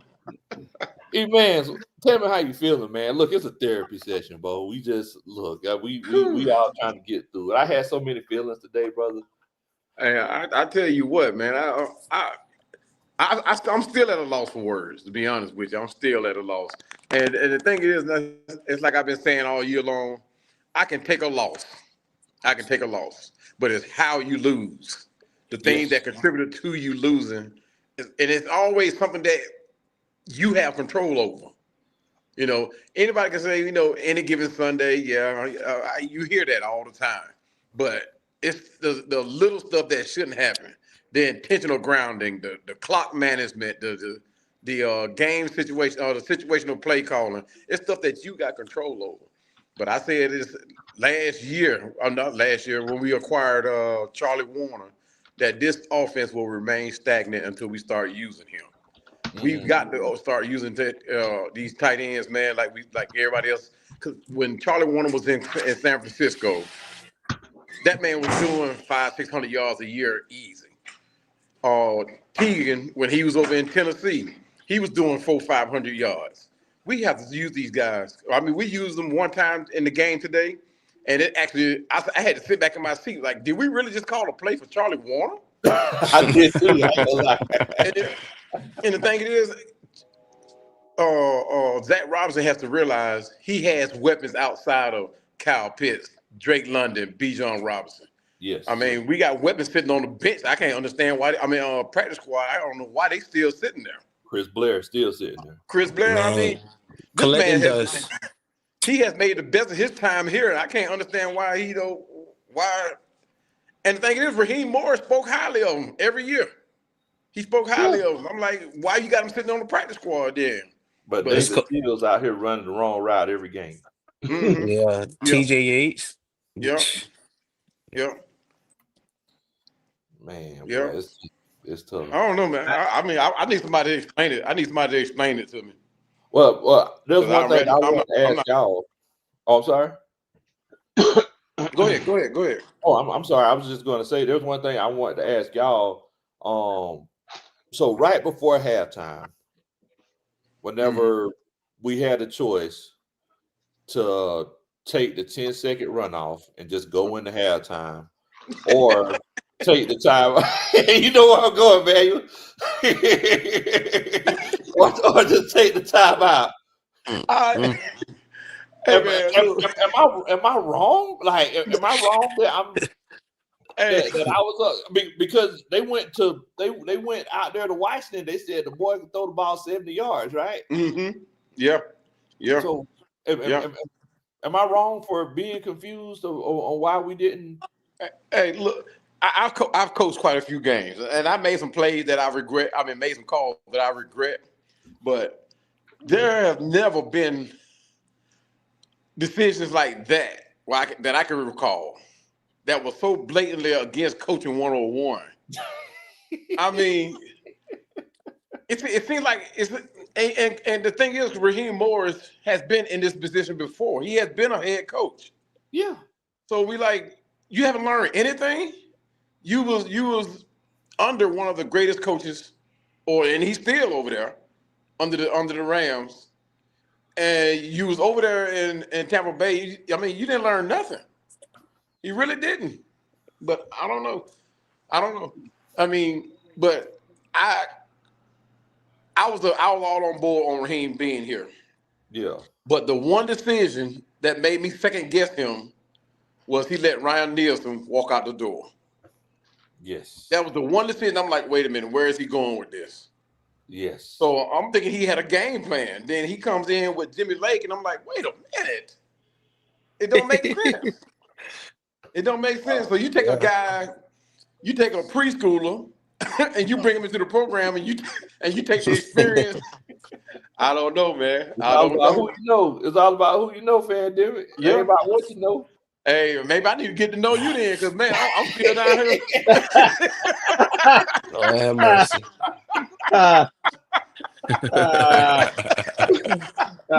T. Will, let me ask you. T. Will, like, do you think we made the right decision by just taking the runoff?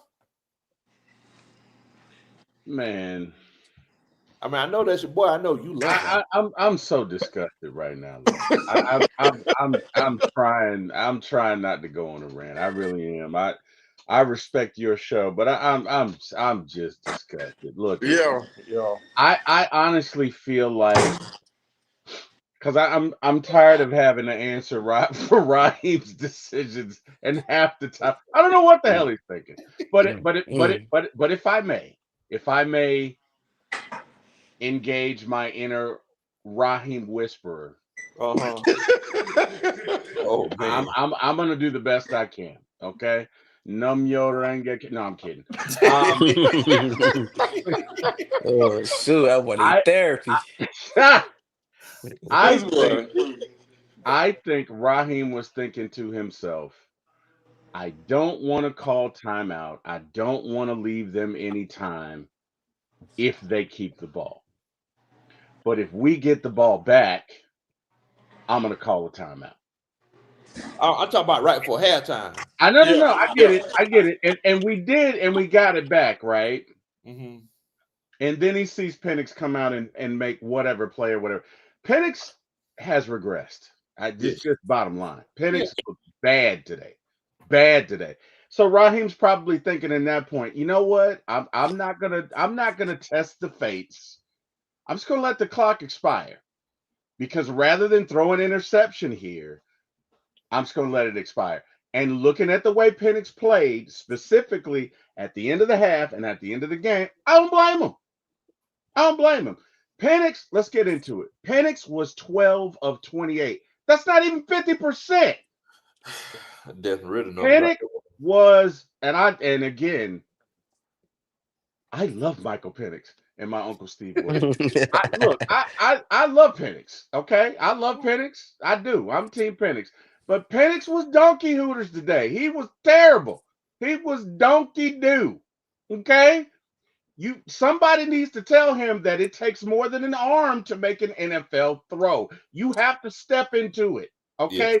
For Yeah. God's sake, Sills, who's never open, who couldn't get open if you open the door for him, is running wide open and you throw it behind him.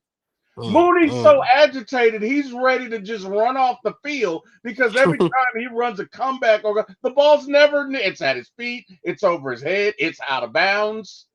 Yeah. Penix, you got to do the work, sir. And yes, I get it. Clearly, this coaching staff is not quarterback friendly for a new quarterback. But at the end of the day, the onus for him to get better is on him. It is on him. Gentlemen, we all have jobs, Yes, right? sir. Yes, sir. Does anybody Yes, come to sir. you and say, hey, I'm going to make you better today? Or do you have to do that yourself? You gotta be consistent. You gotta be consistent Thank day you. in, day out. I'm so sick and tired of hearing folks. Well, we have to treat Penix like Excuses. with any other quarterback. Okay. Yep. Hey, and I don't care what y'all think. We have to hold Penix accountable. He was terrible today. He was. Yes, He was sir. terrible. He was bad. And he's been on a downward slope. He is the leader of this team. He should be performing better. At a minimum, we expect you to make the throws that you should make. Now, if you're hitting guys in the hands and they're dropping them, that's one thing. And that was the case twice today. But even if he makes those, he's still 14 of 28. That's a 50% completion percentage. That is not good. That is not acceptable on anybody's NFL roster. So first and foremost, Penix, get it together. Get it together. And I don't want to hear that the team isn't making you better. You know what? At every job, and I'm not bragging. I promise you I'm not bragging because I ain't nobody to brag about.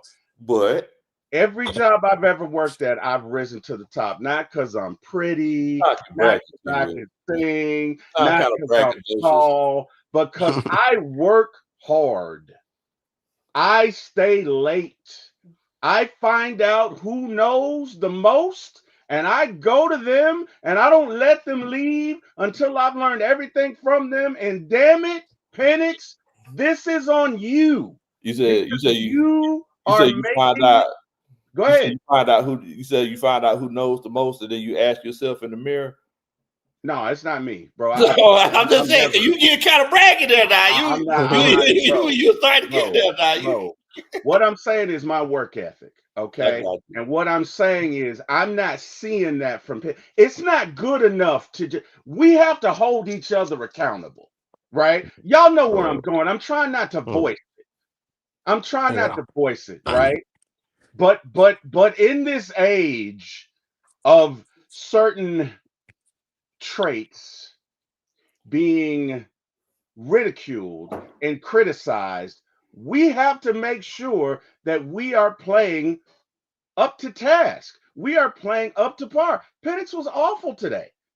And he's been on a downward slope. And Penix is a part of the problem. Whether you want to admit it or not, whether it's popular to talk about, because nobody wants to have this conversation. We all want to say it's Zach Robinson. And Zach Robinson has been terrible.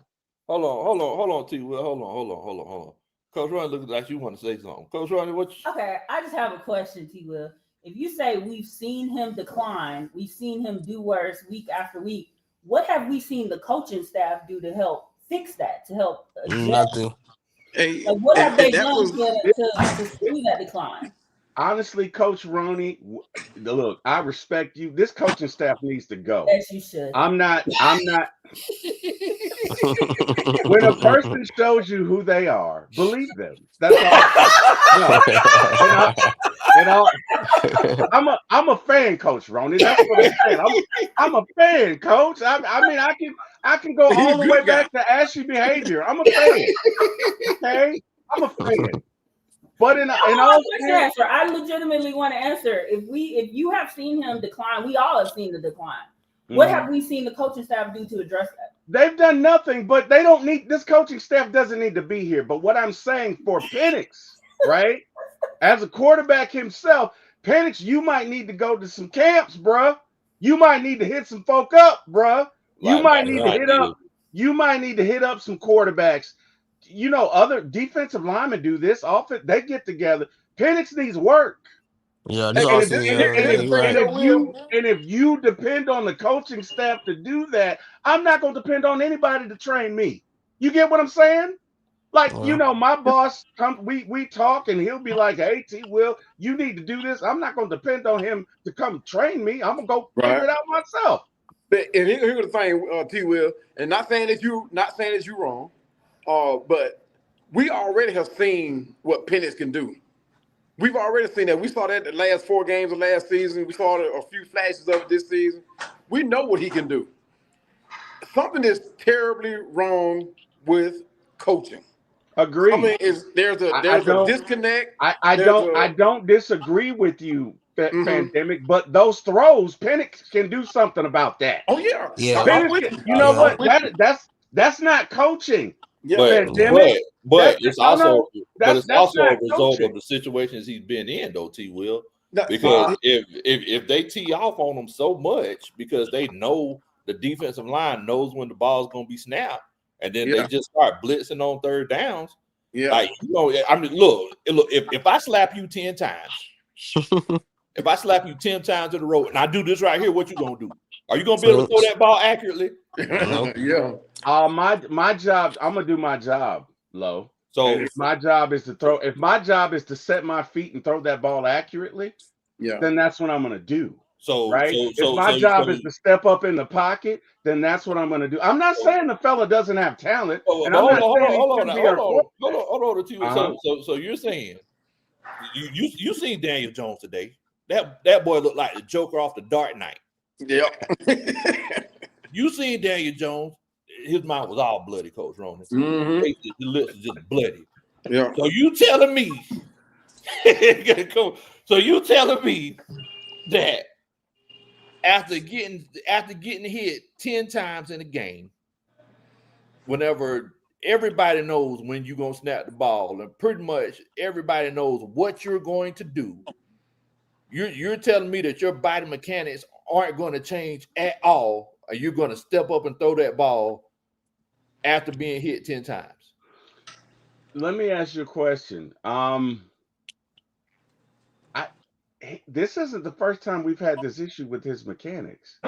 Yeah. True. It's not the second time. It's not the third time. It's not the fourth time. He's been very inconsistent with his My mechanics. question to you: Yes, sir. are you going to throw that? Are you going to step up in the pocket and throw that ball after getting hit 10 times without changing your body mechanics at all? I'm gonna do my darndest, sir. Or you know what I'm And gonna that's do? what he did. I might. No, I don't think he did. No, I You don't don't think think he he did. tried to do his the I boy know. tried during the interview, T. Will. I think he's developed some bad habits. I don't think he did. I And don't think he did. you know why?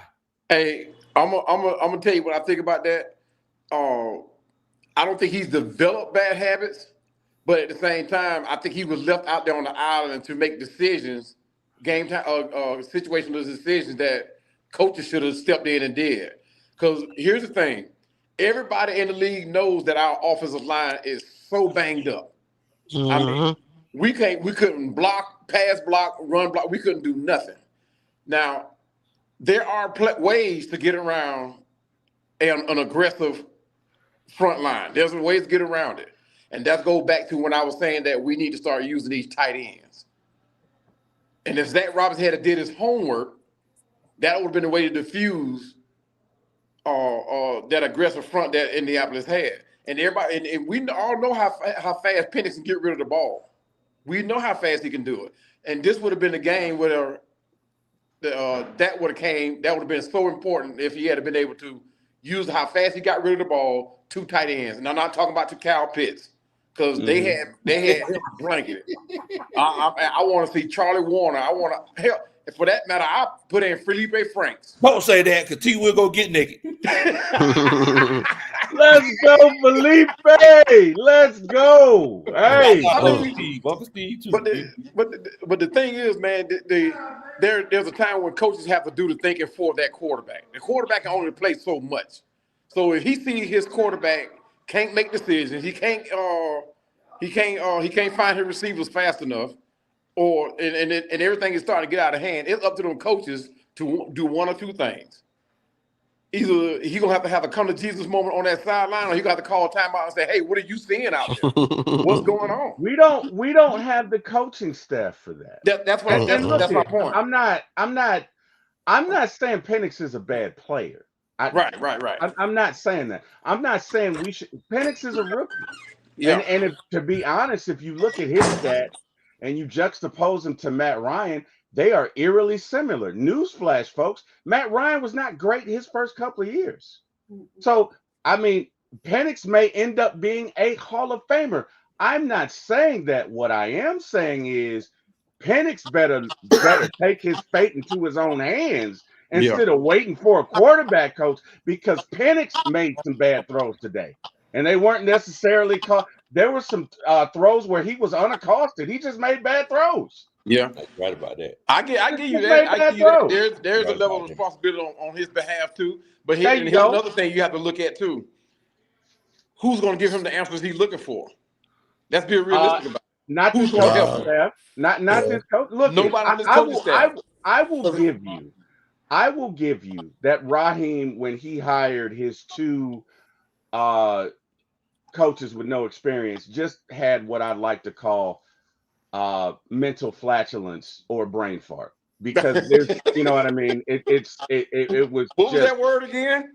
mental flatulence, I'm gonna use that one. or a brain fart, because why else would you bring in two guys with no experience? You had to fire Jimmy Lake last year, and you know, look, Zach Robinson's on the verge of getting you fired. Or at least, you know, by the grace of God, he'll be gone to Oklahoma or wherever the prairies grow. He wouldn't even Wherever do he's good gonna out there go. either. But the bottom line is, because of Raheem's decisions, we are 2 years behind. And that's that to me. What's criminal about all of this is Tyler Algiers probably not going to re-sign here. I can just about, if I had house money, I would bet everything Tyler is not signing here next year. You don't know if Kyle's signing here next year. I don't want Kyle to sign this year. Hey, look at what? Okay, look, Kyle's a weapon, man. You could, the same argument that you make for Penix, you could make for Kyle. Kyle's been balling this year. Kyle has not been dogging it this year. I can't believe I'm gonna do this, but I'm gonna defend Kyle. But the bottom line is, we're losing some weapons. Ellis is a free agent next year. Yeah. So you're in a situation where you've amassed a certain amount of talent, but because you have novices coaching offense, you can't do what you need to do with them. Yeah. And the next year, when you do bring somebody in here, you're not going to have the talent that you had this year. Yeah. Right. And I'll shut up. I've been talking way too much. But that was one of the points that I made earlier today too, about us wasting the talent that we got. We wasting their prime years. By the time we figure out what's going on and how to coach this team, these other players will be either too old, too slow, or ready to move on to some other team. They're moving on. Yeah. We got a couple Superman chats. Furball says, the time Zach calls pistol, shotgun every play makes me want to do something bad. He says, was only time we fired Zach during that season. But that's a Superman chat. There you go. Man. Goodness gracious. Oh my goodness. Yeah, so what do we do from here? Fire or 6-7? Dun, dun, dun. That's a Superman chat. I mean, though, like big low country say, somebody gotta get fired, man. When they taking a long flight, so I bet it here breaking news: Zach Robinson has been released from his duties, and and like I say, somebody on that coach staff got to go. Is either Marquise Williams, or it gonna have to be Zach Robinson. Both of them was horrible today, and I know Michael Penix did make mistakes, but this defense played their heart out, and then, like I said, they let them down, and this defense is mentally checked out. Like they not lost the defense side of the ball. They don't have nothing to say. Yeah. Yeah. So Here's one thing I'm gonna say about the firing. I'm not even totally confident that that'll be the right move. no. Although I do want Zach gone, but I'm gonna Yeah. tell you why. I'm gonna explain that Who's gonna because replace him? Right. Yeah. with the way things are going now, do you honestly think that the Falcons have actually sat back and said, "Hey, if Zach Robinson don't work out, who we're going to go get?" I don't think there's a contingency plan. I mean, It'd but have to be in house. It'd have to be It in would have house. to be. It would have to be. Yeah. Well, who you going to bring up? TJ Yates? I mean, Or Doug wide Williams' son. receivers, right? Or Yeah. Doug Well, Williams' Doug son. Williams, he's inexperienced too, though. Yeah. That's the situation you put yourself That's in. probably the why problem. they don't fire him. Yeah. I We mean, got Jack Spade in here. Jack, what's going on, Bo? What up, Jack? Yo, what up? What up? what What's up, Jack? going on? Man, how you feeling about the situation that the Atlanta Falcons have put themselves in so far? It's a bad situation, man. We Yep. talked about this for a while, and it's now coming to light. Sitting at 3-6, and you got fans in the chat. You got fans all over social media. They're mentioning next season already, Mm-hmm. and you still got what 7 games left or something like that left to play, and fans are just they're waving the white towel, man. They're waving the white towel on Arthur Blank. They're waving the white towel on Rich. They're waving the white towel on Raheem. They're waving the white towel on the OC. And like I said the other day on Tidy's show, man, eventually it's going to get down to that quarterback. They're going to start waving the white towel on him too. Yeah. This team don't. These fans don't have time to develop a quarterback, bro. We're 8 losing seasons right now. Yep. You 8 can see on years. social media right now. You can see social media. They're blowing up. They're going at it left and right. And I haven't seen this type of. It wasn't this bad for Arthur Smith. It wasn't. No, It wasn't. You guys made a good point. Arthur Smith definitely wouldn't have this record with this type of team. No, Mm-mm. But these are the cards that's been dealt to Raheem and the rest of the crew. And if there's a new head coach next year and a new general manager, then they have to, go and reshuffle the cards and see what type of hand is going to be dealt. But you gotta respect everybody's opinion. You know how it is on one time for the fan. We same like your show, Country. That's why you have a great show, and same for Fandemic. People chime in and they give their opinions of what's going on, and it's just disappointing to see where we are right now as a team. And we talked about this the other day on Uncle Steve's show, and it damn near took us a whole 45 minutes to an hour of just Michael Penix alone. Right, Yeah. we even get down to Mooney. We didn't get down to the rest of the guys. We just continue to talk about Michael Penix, but Matt Ryan, the great Matt Ryan. Matt Ryan spoiled us, man. he Now really we're in did. a position that we're going through quarterback after quarterback, and you got fans wondering: is it the OC? Is it Penix and the performance? And I said it the other day on Tidy's show, man. Fans are not. They don't have time to develop a quarterback, man. You can go over Matt Ryan's first couple of years. You're not going to have fans here sitting here 2-3 years from now like, this is Penix's 3rd year. Just give him time. They're not going to be saying that. Bro, at the end of the day, bro, I'm gonna go ahead and tell you. People are asking, is it Penix? Is it the OC? Bro, it's the culture. It's the head coach. Look, it smells too much like losing in there. Yeah. It smells too much like losing in there, bro. Whenever the coach say, hey, we just got to do better, and that's the only thing he got to say. Oh, look, You don't have any It's the answers. same stuff you every had week. issues calling plays on time all season. Mm-hmm. And what do you do before the game? Yeah. You show Jesse Owens highlights. Oh Lord. You That was show back Jesse Owens at highlights, 1938, 1948. and there's a known issue, and we know that this has been an issue ever since September. And we showing Jesse Owens highlights. Yeah, it's disappointing. That's very disappointing. I think the difference between Matt Ryan's first couple of years is we had better coaches, right? We simply had better coaches. We had a running game. people forget this. First 2 years of Matt's career, he threw to the right side only. He didn't even look at the left side. But Matt had Michael the Burner Turner, and we were a running team, and Matt was allowed to develop because they figured, ho hum, we got a rookie. Let's make it easy for him.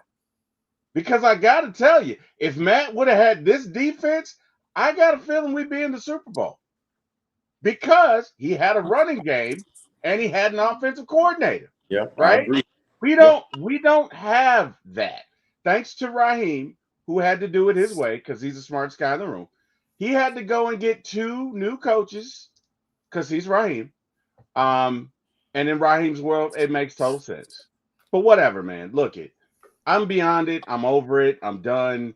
If we need to get somebody new in here, let's do it. Let's not waste Bijan and Drake and Penix because that's probably all you're going to have left in 2 years. Yeah.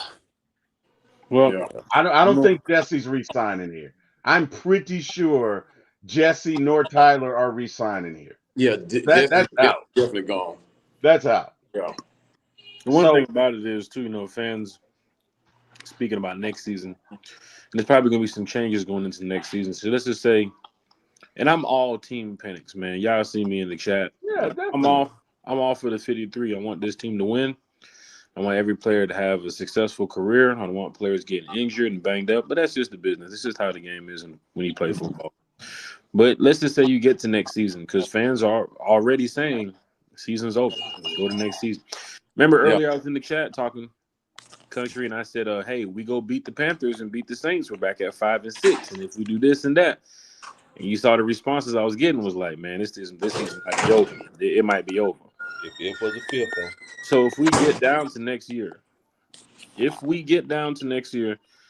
you do get a new head coach, A lot of you do ifs. get a new OC, and Penix still isn't performing the way he is, you think fans gonna be sitting there calling for the OC? Well, Jack, I got to be honest with you. Sometimes you got to know when to listen to the fans and when not to. Look, he's a rookie, okay? And yes, he has a dynamic arm, but I believe in this case, you should at least give a rookie 2, potentially 3 seasons. Yeah. Because he has to grow. Because Because there's Yeah, a lot. But T-Will, I feel you. But this fan base in 8 losing seasons don't have time Right. to give a guy 2 to. That's 2028. There's a whole new president getting back. But this fan base doesn't pay the Falcons. This fan base will lose the game, but they'll win the petty.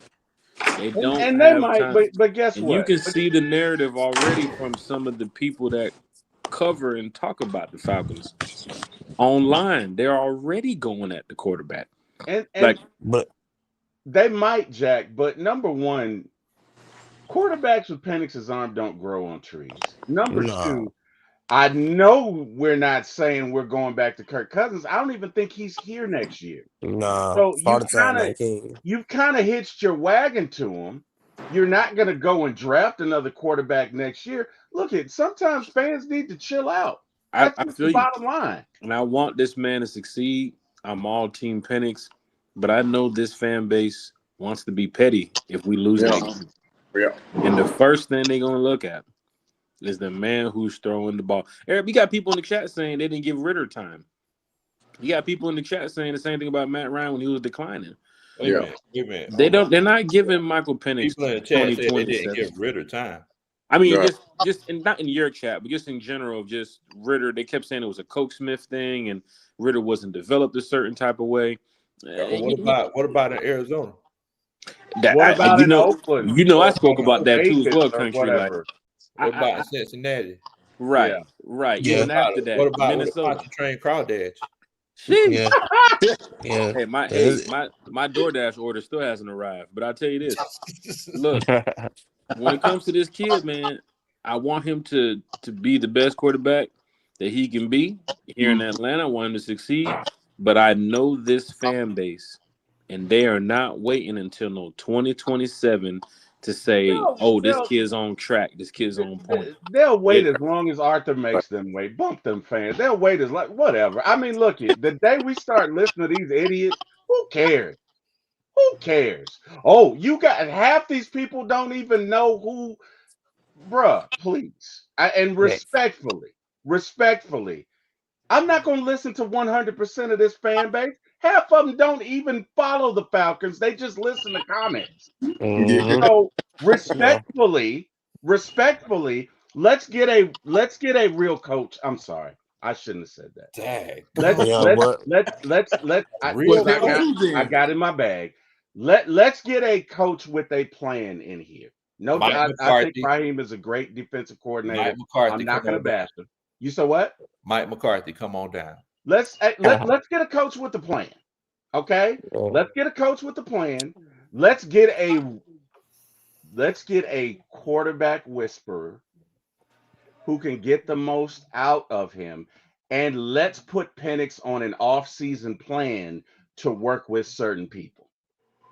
And let's work together and let's make some decisions that make sense. Let's keep Ulbrich on the staff.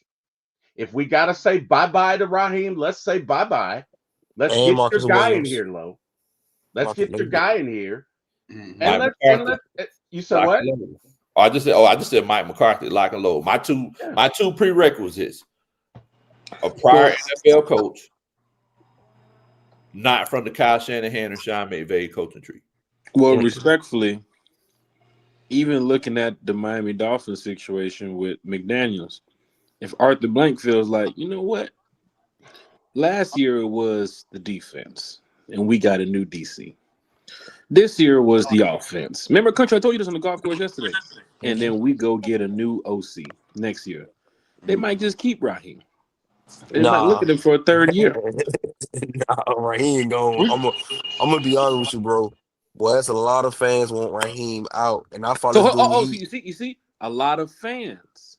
But T. Will just told you, don't even listen to these fans. You got to know when to listen to them and when not to. So when Okay. how are we I not just- listening to them when I'm looking at the fans right now already calling out the quarterback? But one I'm time, not saying you don't have a point, and I'm not saying you don't listen to them to a certain extent, but they don't pay the bills. They're not responsible for driving this. And if you listen to fans, you're going to fail. Yeah, Fans and don't besides, run a most team. fans are not going to. Most Thank fans are you. going to look at the bigger picture anyway. Thank you. And Thank the thing is, we're already paying 2 head coaches, and if we bring in another one, it's going to be a third.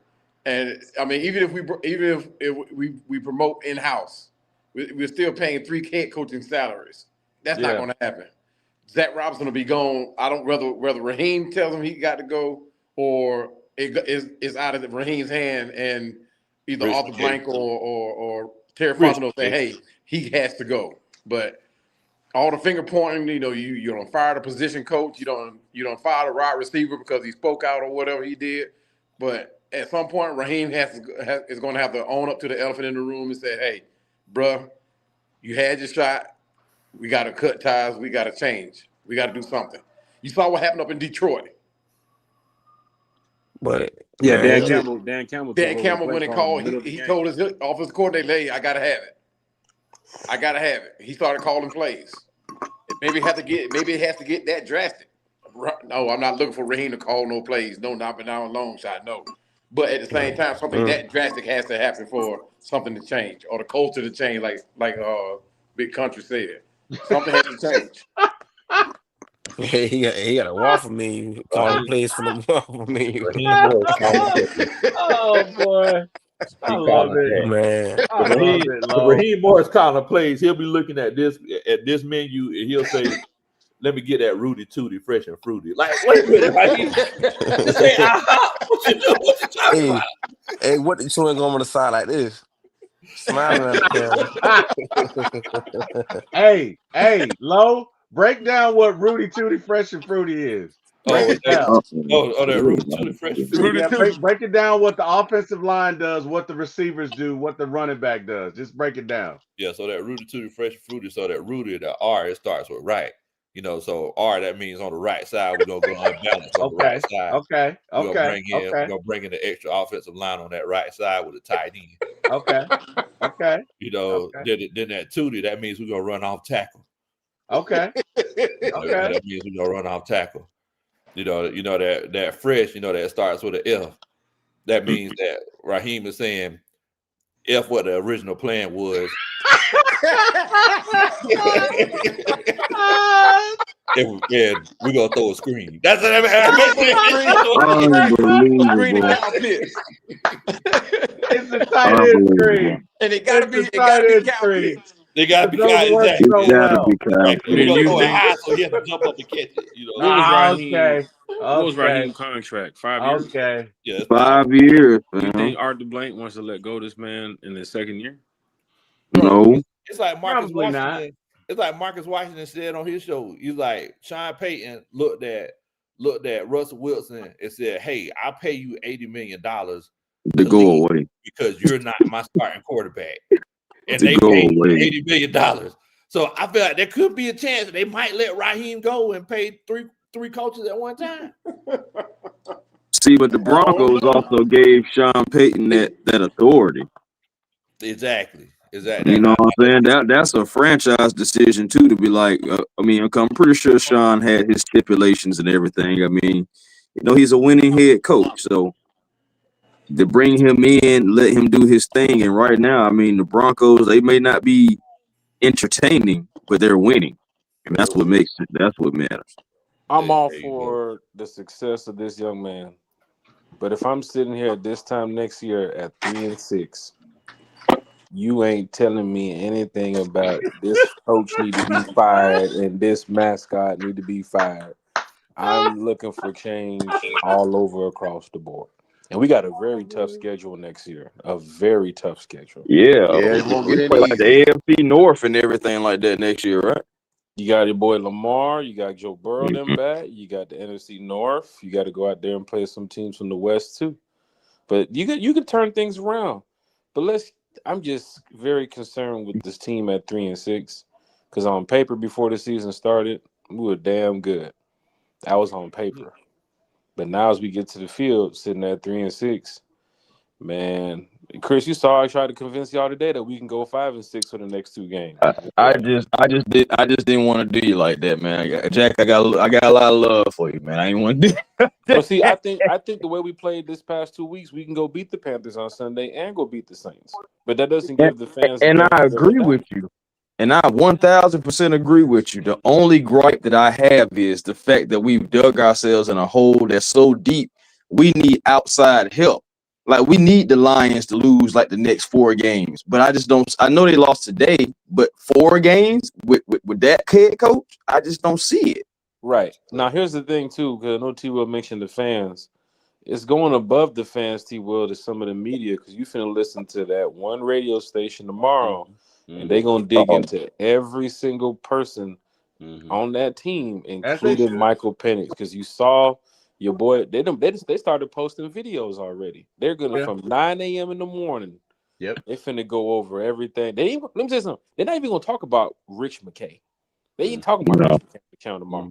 They finna talk about Zach Robinson, Raheem Morris, and Michael Penix. You're gonna hear that all day. As they should. Hold on. Speaking of somebody digging into somebody, Kerry Kick, you in between the wash machine and the dryer.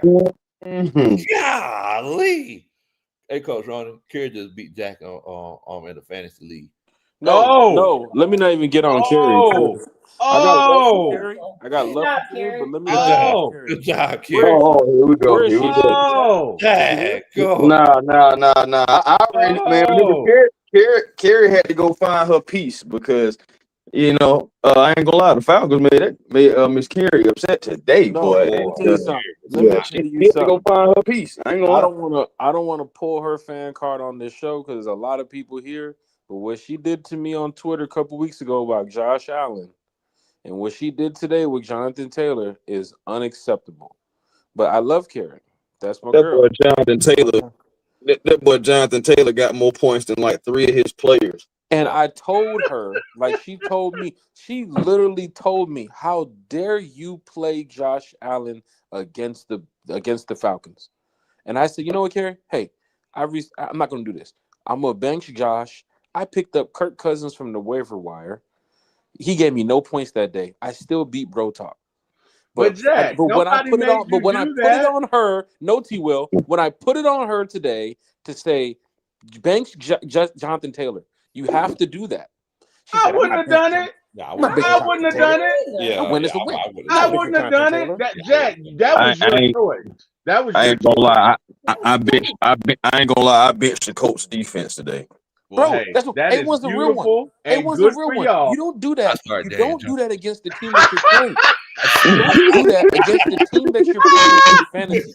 I My start favorite Daniel team is the Jones. Atlanta Falcons. If I'm playing, even when I play Madden, if I don't have the Falcons, I'm not playing. I don't care how much money's on the line. Hey, bro, I'll play you Madden. All right, cool. What team you got? I got the Falcons. But shit, I ain't playing. I'm not playing. I mean, I look, use the Falcons. You add me just to a because Falcons you league. play You add me to somebody a else's Madden league. If the fantasy, Falcons are not available, I'm not picking the Lions. I'm not picking the Ravens. I'm picking the Falcons. Today in fantasy football, I asked her to bench Jonathan Taylor. I said, "You're," Jonathan Taylor, Jack. Man had 49 come points. on, and Jack. that's how she won. And that's No. how she won. She won with Jonathan Taylor. That's how Well, she Jack, won. didn't you win your matchup a couple of weeks ago? Didn't you? Because what you said But is I benched the players that played you against the benched it Falcons. after you knew you were gonna win. No, I Yes, benched them. No, that's what you originally said.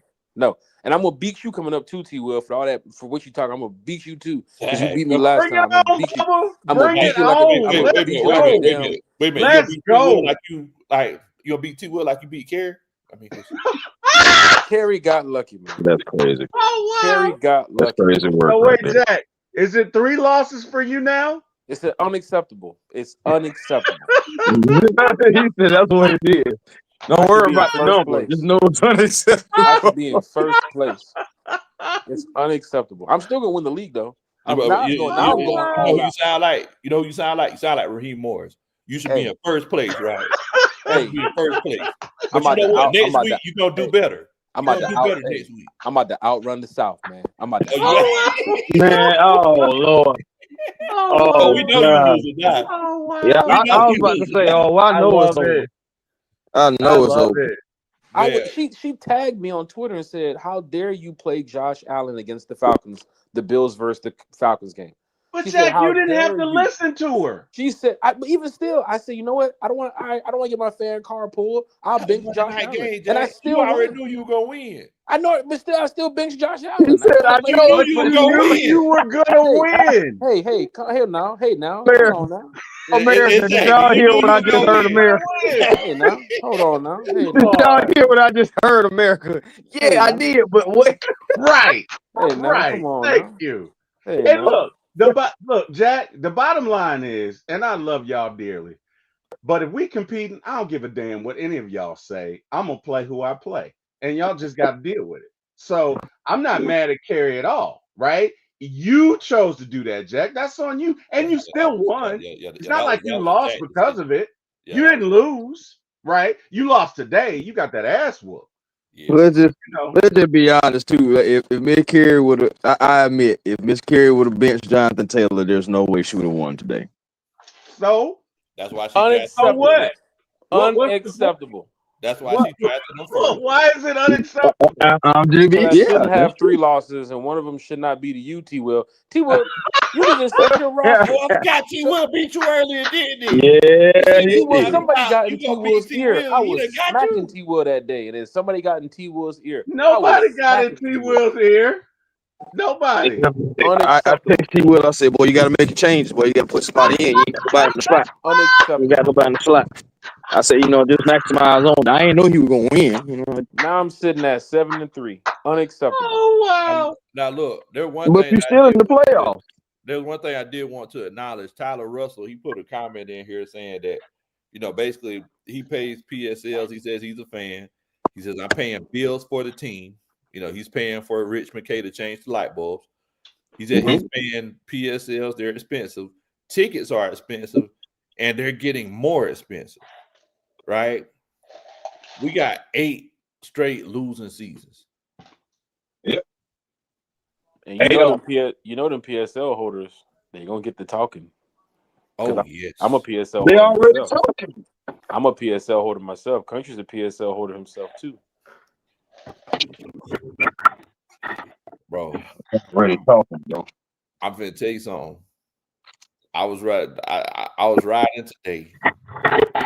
I took my mentee bowling because I was like, hey, I need to just chill out, get away. So I took my mentee bowling, and I was sitting there like, man, boy, we pay a lot of money for these tickets. What I if? remember when Matt Ryan used to change the play in the huddle. I Good times. remember when Matt Ryan used to get the play, look down at his wrist, and say, "Nah, we're gonna run this play. We're gonna change it up a little bit." But for some reason, on third down, You don't have enough time. we throw in on 3rd and 8, we throw in 3-yard curl routes. Bro, he don't have enough time to change the play. Your boy Nah, get the play in too late. 3-yard curl routes. Could that be in the design? That's on your OC, bro. Could it be in the design? Be like, yeah, gonna make sure we get it right there at the end, so you can't change nothing. You're getting too fresh and ahead of yourself. Blues Clues PSLs are personal seat licenses. There's something that you have to purchase to get season tickets. So Mhm. On the seat. I always thought that was so crazy to me that you had to do that. Like, to me personally, it's like I understand like the optics of it, but stand still. Just when I step outside of it, I'm just like, why are you making me do that? Honestly, in the next 5 to 10 years, every NFL team will probably have it. I believe it. They're not playing with it. All It's these a new trend. It's a stadiums, trending thing. the Bills' new stadium, Vegas, all these NFL teams, they're finna do it. They finna do the same thing. and shouts out to my homeboy Let Us Pray out there in Cali. Y'all make sure y'all check out Let Us Pray Sports. He says, what in the world, Bo? Says, man, Michael Penix looked broken after this loss. Poor time management. Look Poor at this. special teams. Poor Look at this. offensive play calling in critical situations again. Let me turn this camera around. Look at this. Look at that. Look at 11 Alive News with your rookie. How concerned are we about Penix? This is 11 Alive News talking about a guy in his 11th game. In his 11th game, how concerned are we about Penix? Look, it's going across the media, man. It's across the board. I can understand that, Jack, because he looked bad today. Like, it'd be different if you came out like Ritter and sucked from the get, right? Like, if you sucked from day one, right? I get it. But Penix was great last year. And this year, it appears like you can't make a throw. So how many games are you going to get that without the fans calling it out, T. Will? Or without just anybody I'm not saying they're not right to call it out, Jack. In no way am I Why saying. am I looking at 11 Alive News at 12:20 at night and they're talking about, are we concerned about my rookie quarterback in his 11th game? I'm concerned about. I'm gonna be honest with you. This whole I'm season right here. about. I'm gonna be honest with you. This whole season right here is in my mind, in all honesty, it's kind of a throwaway. It's like it is. Ain't no kind of big low. Yeah. Go ahead and call it what it is. It is, bro. It's one of those situations where it's like you wasted the season, you know, kind of like what happened with Arthur Smith. And I mean, moving forward, whenever you talk about Michael Penix, you really can't even take this year into consideration, in all honesty. Yeah, because you know he was put in a terrible situation. So next year, that's when everybody's really going to start to reevaluate. Yeah, but country to you, next year you're in the same situation. What is your evaluation there? If we're 3-6, yeah, and new OC. And if we only get 3 first downs out of 29 attempts, how's he performing? Exactly. Like, is he? Because one thing we haven't acknowledged is Michael Penix. Hold on, Jack. One thing we haven't acknowledged is Michael Penix hasn't thrown an interception in like 4 or 5 games. No, that is true. I think they said 170 some odd snaps. Yeah. In the last 170 some odd snaps. Yeah. Now there was a couple that were close. Now, and look, rather than throw an interception, he'd rather just get an intentional grounding call. So, you know, I mean, you know, he'll rack those up, but interception, he ain't doing that. Which feels like fumbles. So, I mean, I even heard, I forget who was on the radio I was listening to today during the game. They was even saying that he got to do better looking at his reads and getting the ball down the field. Mm-hmm. He just looks at the first read, and if it's not there, he's scrambling around. The ball's out of bounds, And or he's panicking. he's Yeah. panicking. Like Mm-hmm. I'm not going in on the kid, but I'm Mm-hmm. just saying in general. I haven't seen one report on 11 Alive News about the OC or anything. They're Yeah. talking about Penix. They're continue to talk about it, and tomorrow morning, your boy from the radio station is going to talk about it. Your other boy at 2 o'clock is going to talk about it. The other one at 5 o'clock is going to talk about it, and it's going to be all during the week. I just want to just make sure that we do put them on a line of success. But right now, people want wins, and as a fan. Bro, I can't wait till 2027 to say, hey, this guy's developed. I don't even think that's going to get that long. We got to Well, get wins now. We can't wait to 10 losing seasons. Yeah, he's developed. Here we go. well, This is tough, man. So I get it. go ahead. I'm not saying you don't have a point, Jack. Look, I'm not saying you don't have a point, and this is definitely a different world than 10 years ago. I get it. But the bottom line is if we look at certain quarterbacks, i.e. Daniel Jones, i.e. Sam Darnold, sometimes it's the system. Sometimes quarterbacks need time to develop. I'm sorry, Okay. ATL fans, but sometimes it takes people a while to develop. And let's be honest, this is not the coaching staff where Penix is going to develop.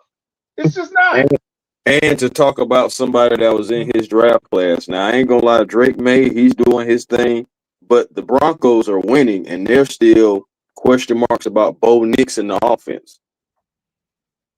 So, and they're winning. That's true. They got a hellified defense. I think the Broncos have more sacks than the world. They do. They But are. Well, they do. But I'm just saying, man, them old Atlanta Falcons, they've been doing pretty good the last 2 weeks, man. 13 sacks in the last 2 They've weeks. been outstanding. When the heck did we say that we did that? I'm proud of this defense. To be honest with you, today was kind of like a mixed bag to me because I'm like, if you keep anybody on the field for 42 minutes, eventually they're gonna break. And that's what I said earlier today. Yeah, somebody's gonna break along. You can't do I don't that. I don't care what all-star list of Hall of Famers you put on the field. You keep them boys on the field for 40 compared to only 20 for the offense. Yes. Everybody depleted. Thank you. And the thing about it is they got 7 sacks and 2 turnovers and stopped them on 4th down. Right? I think they went a couple of times and had Daniel Jones bleeding from the mouth. Right. And I think they were like 2 for 12 on 3rd down. So you really couldn't. I know we gave up a lot of running yards, but look, you cannot ask somebody to stay out. You can't ask somebody to stay out on the field for damn near 45 minutes and think that that's not going to happen. So I'm proud of this defense. It's unfortunate. I think, and I'm just going to be honest, I think Zach needs to go. And I love Raheem. I love Raheem Morris. I do. I love Raheem.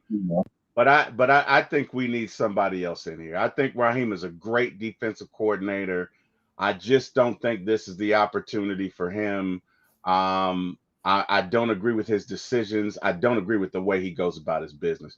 I'd love to hear him talk, and I love his interaction with players, and I probably will always do that. If I was to walk outside my house and see Raheem's talking, I'd probably stop and listen. I'd probably be spellbound. I'd be like, wow, he can speak. But at the end of the day, to Lowe's point, what kind of culture does he drive? Losing. Right? We're in year 2, and there is no way in the world any of us thought we'd be 3-6, nor should we be. And at a certain point, you fired the receivers coach, you got rid of Ray. Who's left? Yeah, we know Sam. We know Zach's gone. But I feel like we need a new coach in here. That's just me. Doesn't mean anything. Who am I? But I feel like it is time to take advantage of because we're going to lose some talent next year. Understand, we will not be the same Falcons next year that we are this year. So the coach coming in next year is honestly taking a step back because we want to have 1st-round picks, and you're going to have to deal with what you got. I don't know what we have in cap room. I don't know where we are, but you are going to take a step back because you're going to lose some players. So, and to Jack's point, it's going to be tough. I mean, look, I agree with you. And I feel like next year it's the perfect situation for a head coach, for a new head coach. In all honesty, you got a young team. This previous draft class that you had is game busters defensively, right? Yeah. You're gonna have, let's say, 70 mil after Kurt's contract goes off the books. You need a tackle because McGarry's contract's up. You need a lot of things. You need a tackle. You need a few things, not Yeah. You need a lot of things. You need a tackle. You need a wide receiver. You need another cornerback.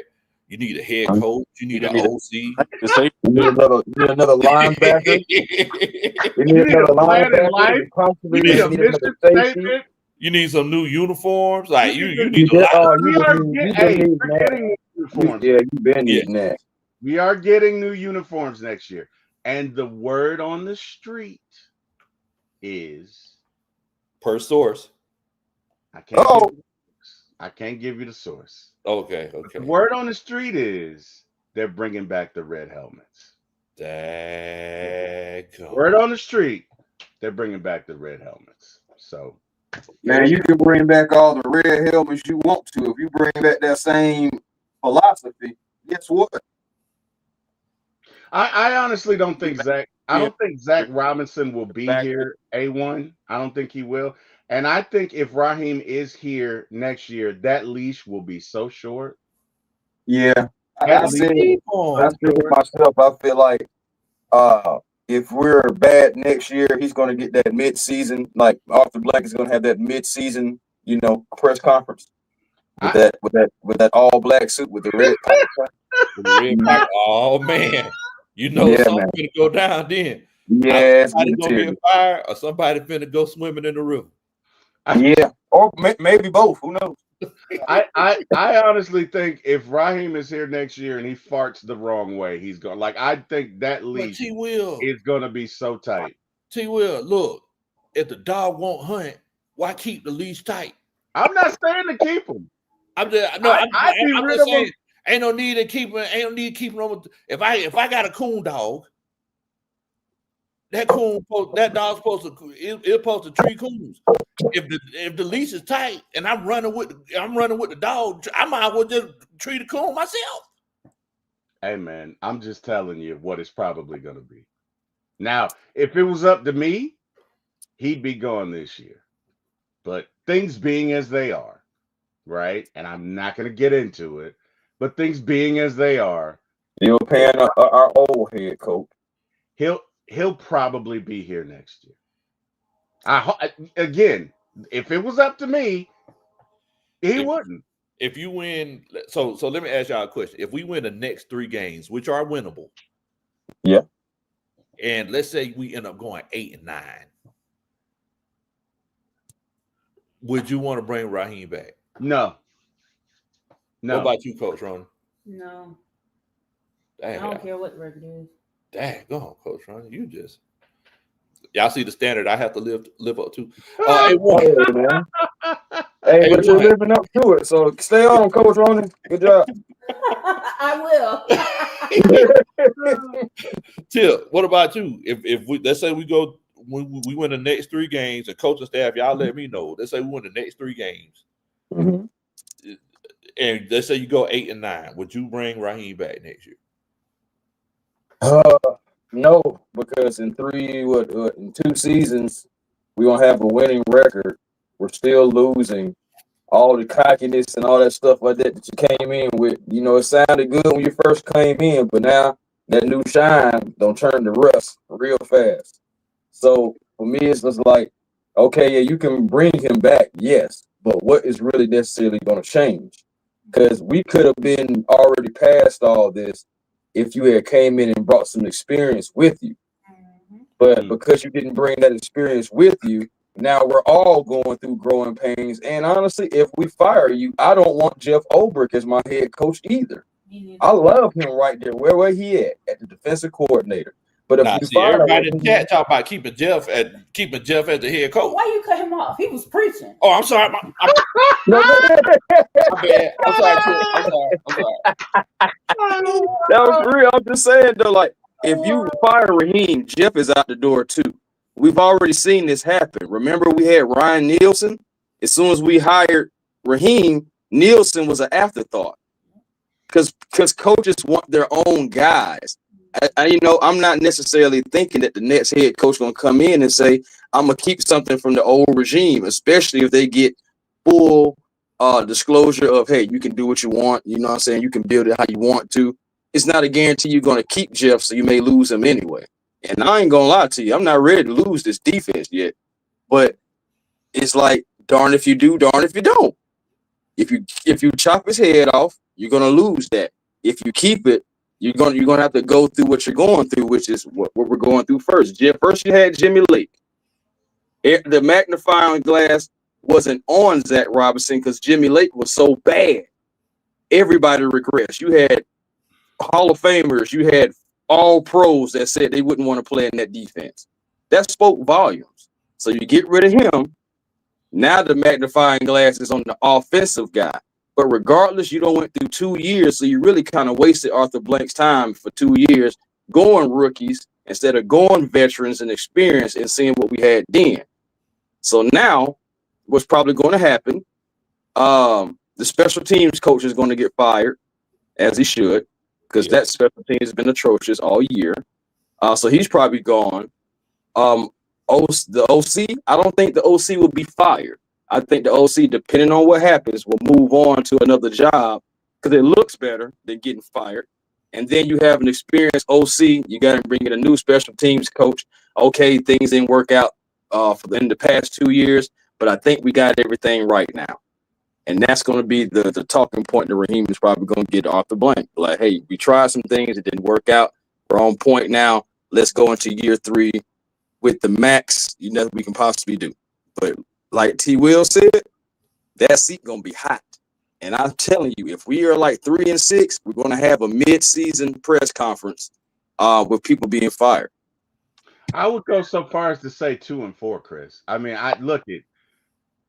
that seat is going to be on fire. It's going to be supernova next year, just because of, to your point, you really, by your decisions, cause us to lose 2 years.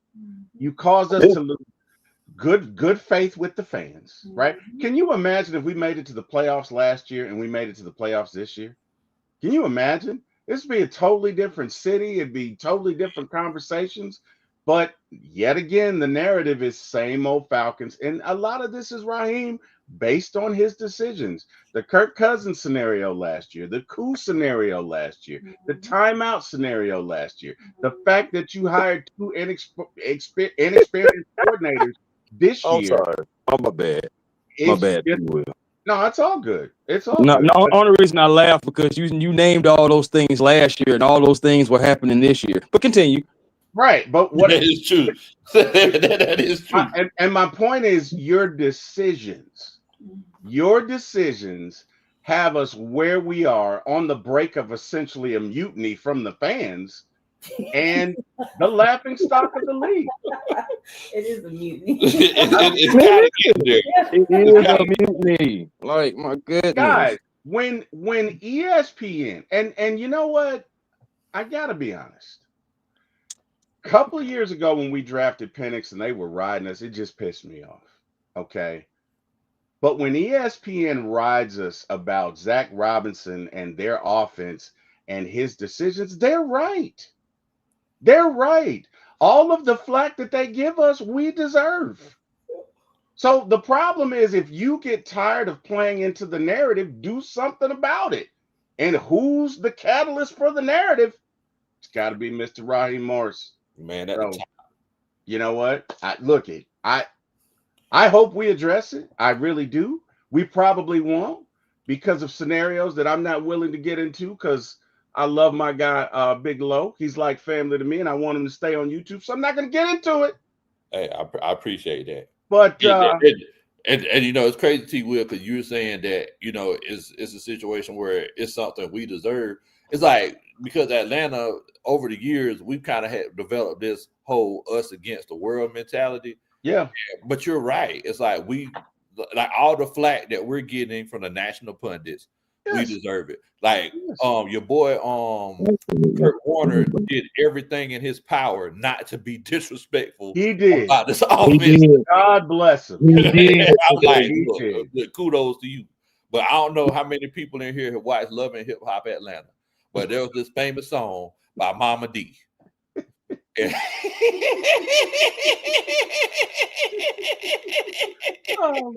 a famous song by Mama D. I watch Love and Hip Hop Atlanta, but I just remember the song coming on the radio. We deserve her. Oh, Lord. Oh wow. We I deserve love it. it. I deserve. I love it. I love it, man. We deserve it, man. It's I like love it. this is a situation that we put ourselves in, and to the point that you're making, T. Will. At the end of the day, it always comes back to the man up top that made those decisions. If you look at your boy Sean McVay, whenever he came into LA, Sean McVay came into LA. Who was his coordinator? He had Wade Phillips, who been coaching defense assistant. Israelites came out of Egypt. Hey. Who was his OC? Hey. Chris? Was it Kubiak? Who was his OC? He Another had some old guy. experience. Yeah, Another he old had dude, experience. Yeah. But And then Sean McVay at that time, he was like the youngest head coach ever or something like that. Youngest head coach ever. You know, But Wade Phillips still owed Jesus money personally. So yeah, he definitely But his experience. what I'm making is that he knew that, hey, I'm a new young Thundercat coming up in this situation. And he was like, I need to make sure I have some experience around me. And as I continue to go and as I continue to grow, it's going to be a reverse situation. These older guys are going to help develop me. And then I'm going to turn around and develop somebody else. Opposed to coming in and like, hey, we all young. We all fly. We all flashy. You know what I'm saying? Like, no. It doesn't work like that. Hey, but you know what that is though, Lo? That's called humility. Hello. Yes, You sir. know what? I don't know what goes on in the world of like. I'm gonna be honest with you. Have you ever heard the term being on tilt, Lo, or Chris or Jack? It's a gambling term, but it means that things have gone. Let's say you're playing Texas Hold'em. Things have gone so bad that now you're just reacting. You're not thinking. You're on tilt.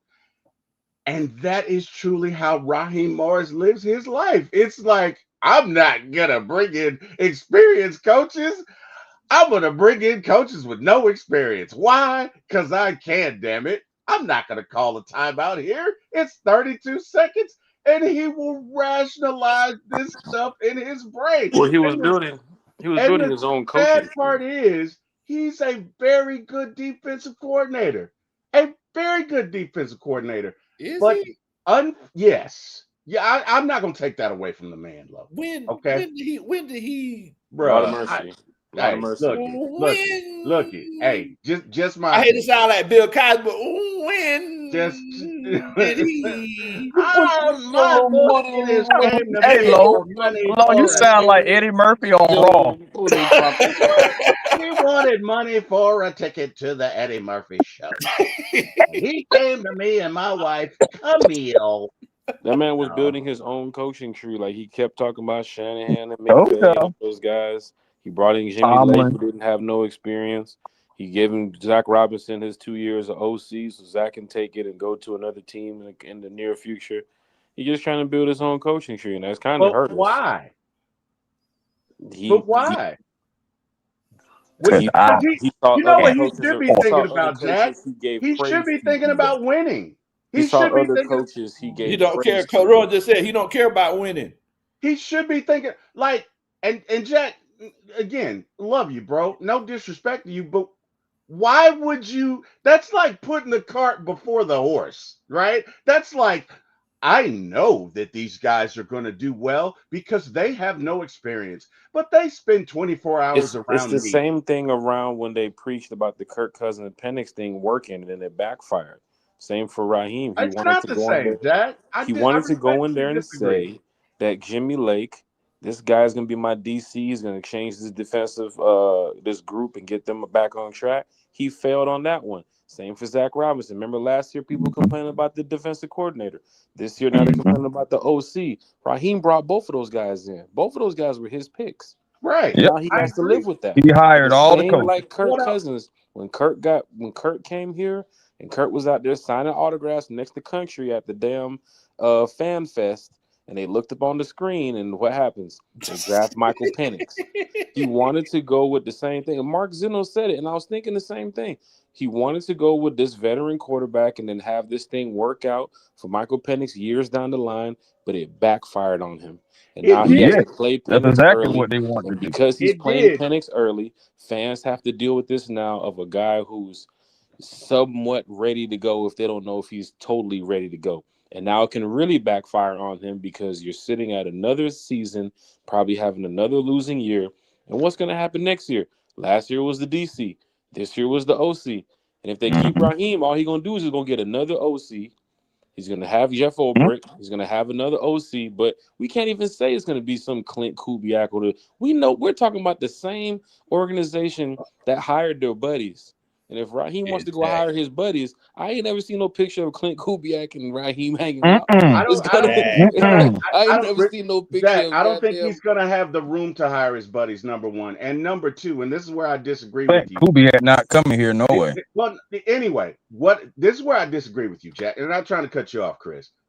But the bottom line is signing Kirk Cousins and drafting Penix. I don't have an issue with that because Kirk's 36, coming off an Achilles injury. I don't have an issue with that. But when you say you hire two coaches with no experience, where's the logic in that? He trying to build his own coaching tree. He But tried to that's get the not Mhm. legacy winning. of saying if we won with We You don't understand that, care. T. Will. We're just if answering he the question. You look, don't care about that's winning, why he T. I'm hired them. telling you. That's why he hired them. If we did good with That's Jimmy dumb. Lake, people can say, "Oh, that first year DC really got things But going." that's dumb. Look, country. We talked about it the other Exactly. day. Go down Zach Robinson's resume. Do you see offensive coordinator at all on his Nowhere resume? on there. See, Nowhere. passing Nowhere. game coordinator. But Nowhere. Go to look at Jimmy Lake. Has that man Passing ever been game out there coordinator, that's coaching not the I same defenses in the thing as the I NFL? OC, get though. that. He I tried Exactly. to get that. build his own coaching tree, just And the same that way them other dudes are that doing it that is around him. a fireable offense in and of That's And what we itself. and saying, T. and Will. That's and what we and saying. and hold on. You gotta remember, Kirk Cousins was brought in not only to be our veteran quarterback, but to also be our player coach to coach up Zach Robinson. So when Michael Penix does come in, Zach will be more It would have experienced. made Zach Michael, Robinson look good if Kirk Cousins was out yeah, there doing Yeah. his job. Yeah. But he yeah. didn't do his job. And now you got to be faced with a guy in his 11th game, and fans are already looking at 12 for 28 today. And they're looking about his footwork and the intentional grounding. And now they're calling out everybody. Hell, they even called out Freddie the Falcon today. Freddie the Falcon ain't got nothing to do with it. But They Zach called it. Robinson has been awful, Jack. I mean, Zach can't point to shit. Excuse me, But but true, but Zach Robinson has been awful. and I agree with that. Zach But Robinson now has it's getting been to the donkey point with week. this fan base. If this, hey, what's Oh, going on? hey, Hey, salsa hey, brother. hey, Hey, hey. look. Hey, fellas, we also got Soldier G and Blackberry in here. What's going on, fellas? Y'all doing all What's right? up, y'all? What happened? Soldier G, you on the panel? You on the panel too? The About whatever. You on the panel, bro? what What the hell? Why you doing that? My What bad. the heck going on? Somebody got some salsa music going I'm on there. telling you, boy. My bad. Shoot, My that's bad. how Sauce Gardner Hey, looked earlier when Drake on that 2-point conversion. Like he Ooh. was saucing. I ain't gonna lie. There was a little push off up in there. There's a little push off in there. Hey man, gotta get your weight up a little bit. You know? They're just getting to know each other. Blackberry, what you hey, think see, about this loss today, Bo? well, I can't say I'm surprised. Oh, I forgot who Blackberry was as soon as I heard that voice. No, I that was can't. funny. I, Can't say I I'm can't say surprised. I was surprised.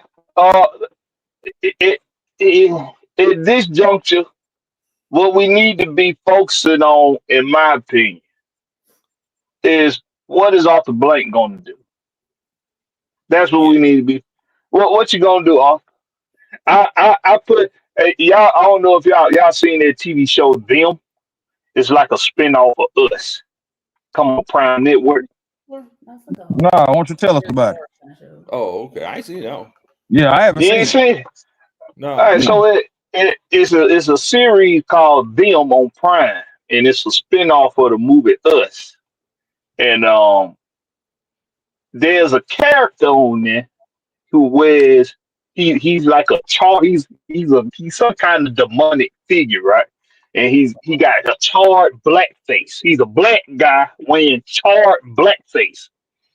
And if you go on my X or Twitter or whatever they want to call it now, if you go on a Blackberry Rex, that's Blackberry no C just in case. If you go on there and you see the meme I put up there, he got this thing he do. What he say, what you gonna do? That's pretty What much that's you what gonna do? And that's see, what you gotta he ask wear Arthur Blank. and he wear these tap shoes too, right? Well, because he's supposed to be symbolic for a black man singing and dancing for entertainment. And he wear these tap shoes. And he asking the father of the household, the man of the house, when things get real intense and things get real desperate, it's a lot of desperation in the scene, right? And it's coming down to the man of the house having to do something very, very drastic. And Uh-huh. he asking him, and he telling him, he like, what you gonna do, Mr. Johnson? What you Uh-huh. gonna do, Mr. Blank? What you gonna do, Mr. Blank? I, I I started the Hey, calendar year. I started the calendar year off low in panel. I started the calendar year off saying happy 60th. Dot. Falcons. And see, when I do things, it's always a reason for it. I put that dot in there, and then I got a picture of Arthur Blank because in 2024 or January or February, whenever it was Raheem got the job, I knew this was going. I knew this was going to happen. I seen this coming a mile away, like most of us. But I remain optimistic, and Yes. that but part. I seen this coming because this is what in the 60 years of our existence, this is what we've been. You know that saying people do when they say, "Oh, you were so close, but you was this far." Exactly. That's that's been us. That's been the And Falcons. look, Brandy said it the best. Everybody knows almost doesn't count. That's what It doesn't. look, that's Yo, what can we y'all It's said. so hear it's me? so funny because Blackbeard said that about them. I have like an old school feel about it. I don't know if y'all ever seen the And One mixtapes, but there was a Yeah. Oh guy yeah. on there as an announcer, and the way he used to say, "What you gonna do? What you gonna Oh, do?" yeah, I remember that. I remember that. Yeah, that's where the energy I'm kind of at. Man. Yeah. We also got old Eric Mack on here. What's going on, Eric? Not much. How y'all doing, guys? Man, the best that we can Certain. with the current climate going on, Bo. Man, I just want to say the only thing I see that's very clear, that was clearer than last year, is it's over.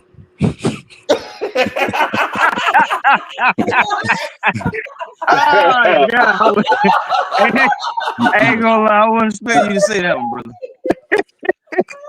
I'm just tired of. I'm tired of. I'm tired of tricking myself, man. I'm tired of. Hey man, Oh my hey, God. hey man, hey man. Man. Good grief, Eric. Hey man, say man, I'm just That Hey, man look, said, that about as real as you can be right there. Now. I ain't lying. golly. hey, That man said it's over. That's the only thing that he can see. That's different from last year. You can see it earlier. Hey man, it's so crazy. Hey, you want to know something wild though? Because today, well, I know it's a new day now, but November 9th last year, y'all know that was the game we lost to the Aints, right?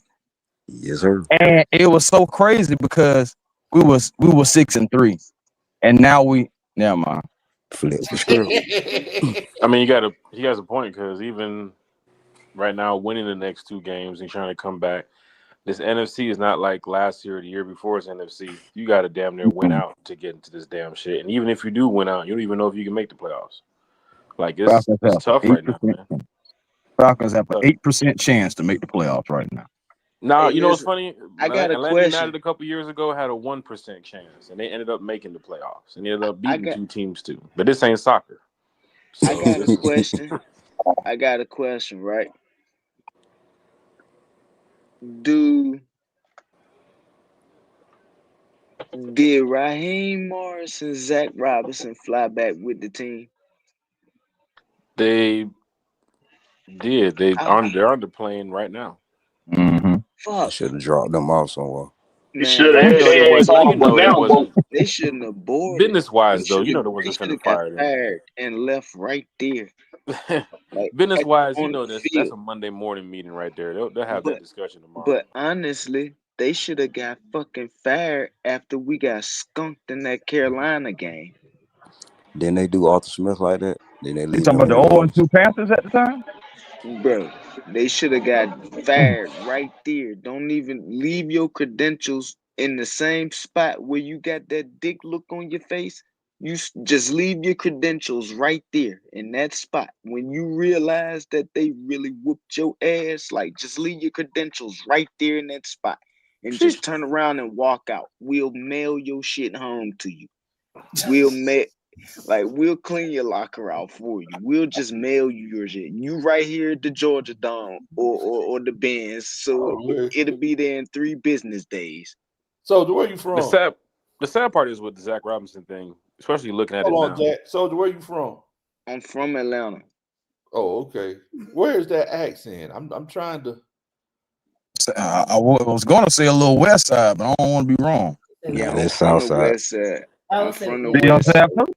See, I told you. See, yeah, it is. Anderson All Park, Yeah. Turner, Doug, That's Westlake. zone one. right. Oh, okay. I got you. My bad, Jack. Go ahead. No, you good, brother. I mean, the funny thing about Zach Robinson is the whole even firing him. You know, even if it with the way Penix is playing right now, that's not a good look for a guy in his Look, 11th game to have a new OC. They probably gonna let Zach Robinson ride it out, and then they'll man, get rid of no. him at the end of the season. That's the Because Zach best bet. Robinson and yeah, Raheem Morris both got to go right now. I would throw like what did the pig say to to the race car on Toy Story? Like toss him overboard.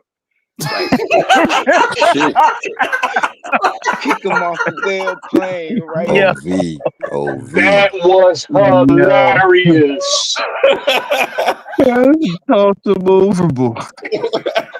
Why did I just get a picture of the Slinky dog trying to goddamn kick the car? That's crazy. Whoa. Man, look. I mean, so well, let me ask you, Soldier, Eric, and Blackberry, because we were talking and Jack he's brought up a point, basically saying like, let's say we get another coach, get another OC, and we're 3-6 next year. Do you think the fan base will be looking at Michael Penix? I I mean, do. they looking at him now. You ain't From lying. the side, from what I done seen on social media, you know, they looking at him now. That I always do the comparison with the quarterbacks to former quarterbacks when they started out. You know, we done seen the side by side comparisons with Matt Ryan. Yeah. You can go back. You can say that Peyton Manning looked like he was gonna be the worst quarterback ever his first year, and most of his second year. Yeah, so I think there's breaks that do need to be pumped. Uh, he can get better. Like somebody said earlier, quarterbacks with his abilities don't grow on trees. So you gotta just hope that your management can get the proper coaches in here to hone his skills. And let's be real, man. You know, people talk about players being coach killers. There's some coaches that can be some player killers, bro. And we done seen it time and time again here in Atlanta. So Zach Robinson. yeah, we just, we just gotta hope, man, that management can get. Well, first of all, ownership got to get the right management in here, but that's another story. That's a whole And nother quote. and then maybe this just one of them. I'm hoping this is a situation where we just need our Steve Kerr. That's what I'm hoping. But it Need it. could be a situation where we probably just need to wait for Rich McKay to have osmosis happen and he move on in his career to his next stage in the commissioner office. And then maybe we seeing a turn of events here in Atlanta. Maybe. I don't know, bro. Look, I know unless it's the commissioner job, Rich McKay ain't going nowhere because this is the most comfortable gig you could find. I mean, you know, the only job that he would take is that commissioner job that pays, what does it pay, like $50 million a year now? So, you know, I applied for it twice. They never called me back after the first interview. Sheesh. And if you hear Roger Goodell is extended through 2030, you know where Rich is going. Right back to Flowery Branch. Right back to Flowery Branch. Mhm. You do it. His office right next to Arthur Blank. Yep. And he already knows what's at stake too at that point, especially with the way life moves. He Yeah. could be next in line to be the next owner of the Atlanta Falcons. And he knows that.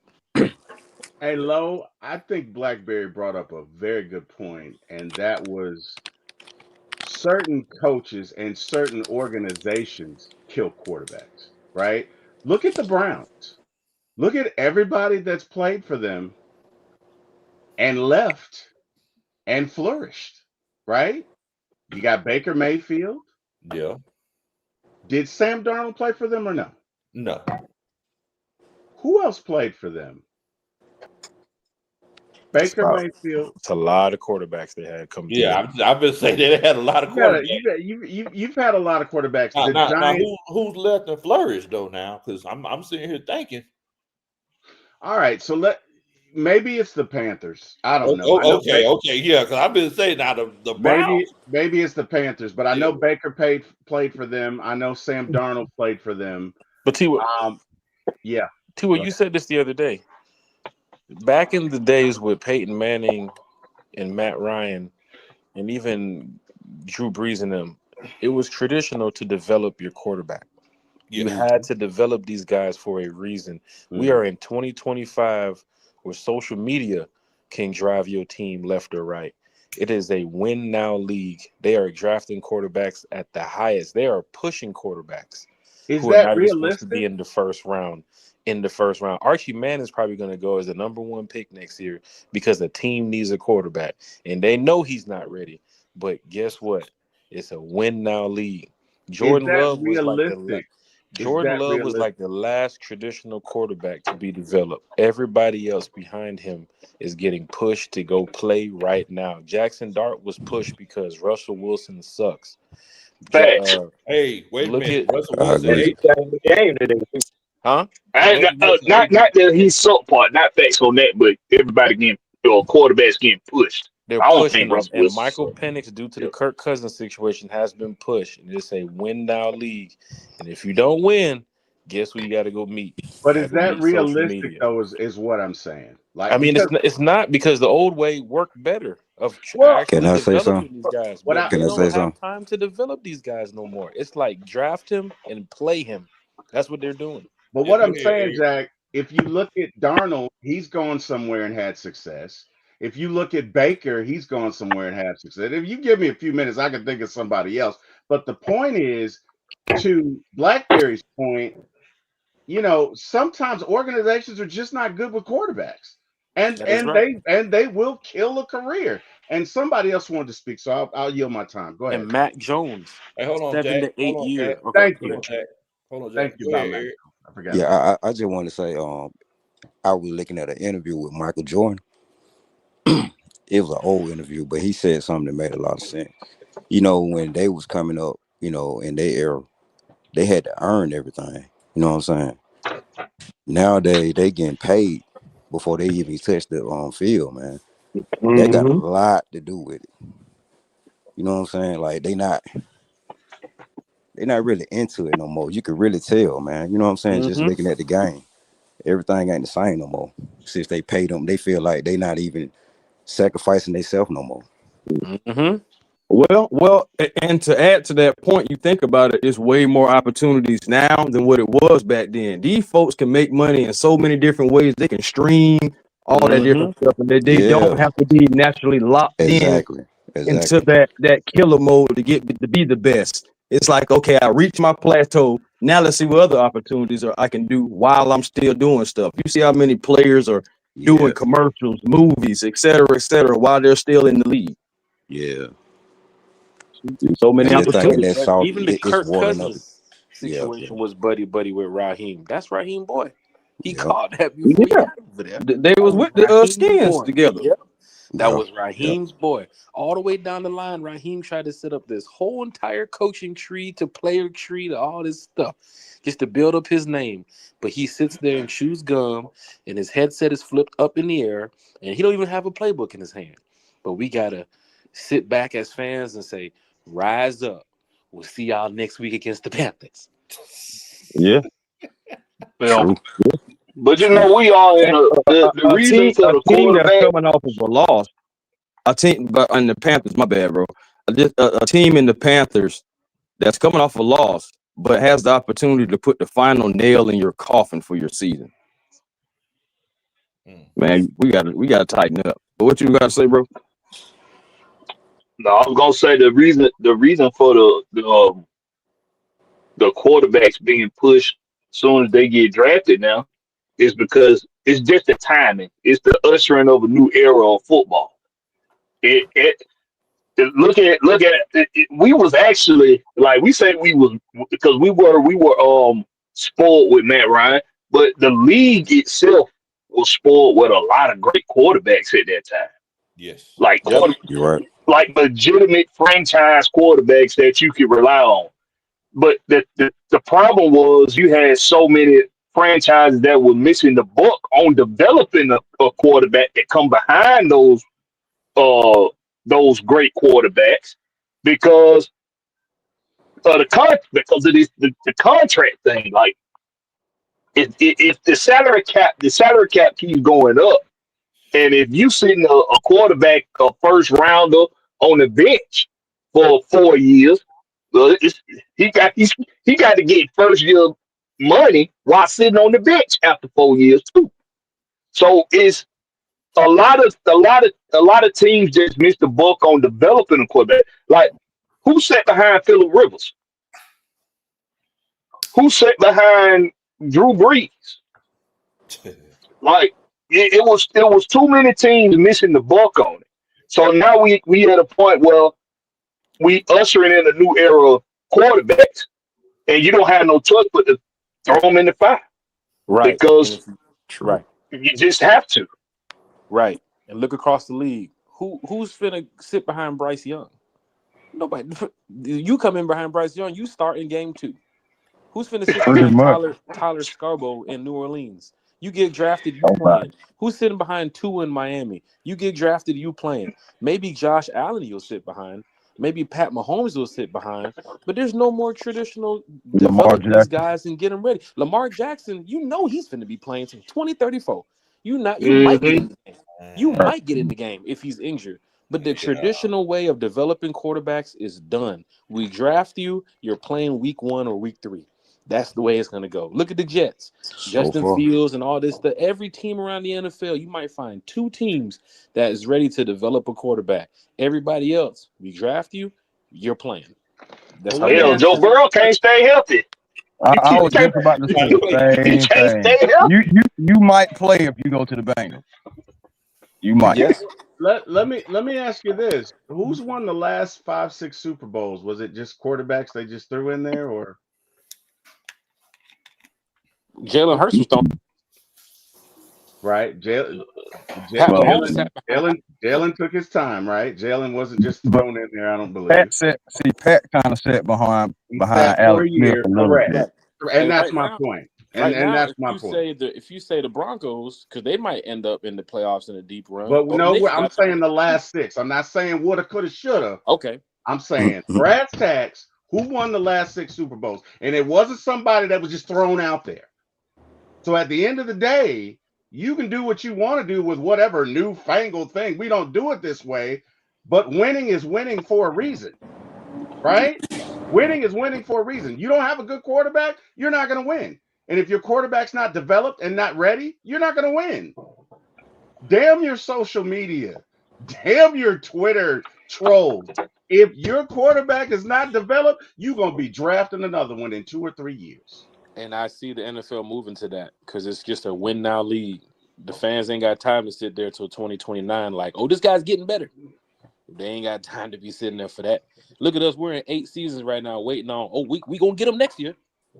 But That's again, his it's third. not really 8 seasons because it was 3 seasons of Matt Ryan that was kind of losing it a bit. He was kind of, so it's really 5 seasons, Jack. Well, then the If you, Falcons should have just sat Ritter and just kept him there. Ritter was donkey hooters. I'm not saying Ritter was the guy. What I'm saying No. is when you get the guy, you don't want to make a mistake and not develop him and go and get another guy that's Well, not the guy you're that you right. then rush in there and You're right. repeat. We went through that with who? We No, went you're through that with Ritter. absolutely right. But guess That's what what? I'm saying. You're absolutely right. But the Falcons already made their mistake. They got Kirk, and then they got Penix. Kirk didn't work, and now here goes Penix thrown into the fire. So if Penix can't get the job done within now to his rookie contract, you know what they finna go do? They finna go get another quarterback. And it's all starting over again. And you can't Yeah, develop I another agree. guy behind I Penix. don't think so. I You really can't think do people it. overreacting about the You when they can't. got Kirk. Yeah. Because Yeah. Kirk, they went and got Kirk. I was with that. Only thing about with Kirk, they just paid him too much. That's all it was with Kirk. Way too much. But as far as The going to get him, original I felt plan, him on that. Raheem's original plan was to play Kirk and get Penix traditionally developed to get Agree. in there when the time was up for Kirk's career because he's 36 years old. But now Kirk is at a point in his career where he's been benched, and you've thrown this guy. In his first year, he played 3 games. This year, he's going on his 9th, 10th, 11th game. If you cannot get Penix to that level of development where you need him by his rookie contract, he is not your franchise guy for the future. Yeah, You that's have to 3 go more keep it years, though, moving. Jack. It True. goes His two more contract is up years. in 3 The years, fan right? base is Yeah. not waiting 2 more years of a 3 and 6 year. Like, oh, this guy's getting a little bit better, bro. You Right. heard your man just said it. They calling him out right now in his 11th game. Mm-hmm. This Yeah. team is Yep. on 8. Now I can understand if we went to the playoffs last year or the year before, bro. It's 8 losing seasons. You think this fan base finna sit around till 2027? Like, oh, we're gonna be back. We'll be back soon, bro. That's day And in, even day out, people in the 70 media, bro. minutes. It's And tough, even bro. people in the Atlanta media, you gotta think about it. There's some people that have said it that's even in the Atlanta media. Since I've been covering the Atlanta Falcons, we have not been to the playoffs. I do not know how it feels to do this and do that and be a part of that. It's not just the fans, like it's the media too. They put it out there because they're like, dang, it's like, when are we ever gonna win? People weren't ready to win, and people aren't ready to wait any longer. They like, we need something now. We've been losing for so long. We starting to turn into the Jets. You know, I hear all the chatter, that fans say. there's fans that still got PTSD. And honestly, this franchise still hasn't recovered from 28-3. I'm sorry, it has not. Mm-hmm. It Let That's has the me not. ask sad you part. guys a Somebody question. mentioned the Panthers can put us away next week. Boy, you I better be did. lucky. You better be lucky we don't go to New Orleans and them boy don't beat us. Cause them boy finna go. I'm telling Hey, you, they gonna be We like they play have them the chance. after the Panthers. hey, They have the Chris, chance to put the Chris, dagger in. That's the Chris, sad let me part. ask you a question. Let me ask you a What's question. that? If you got a 350 credit score and you want an automobile today and you got no cash, are you going to be able to just go to a lot and buy whatever car you want? You said If you go to Paul's 350? Cars, yeah, you can. 350. 350. You get the Paul's Cars. Man, boy, that's the I same motor I busted had it. in my box Chevy. Right. Man, So what?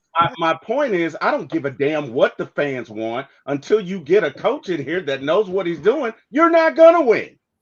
And that's not Hey, we on see. Penix. That's That's apparent. If this team with this coaching staff don't tell you that, then you ain't paying attention. you Thank you. ain't paying attention.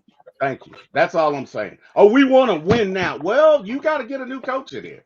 And I'm sorry, but that's just the bottom line. And But if you don't get a new coach, and if you don't get a quarterbacks coach that can develop Penix, we're going to be right here in 2 to 3 more years.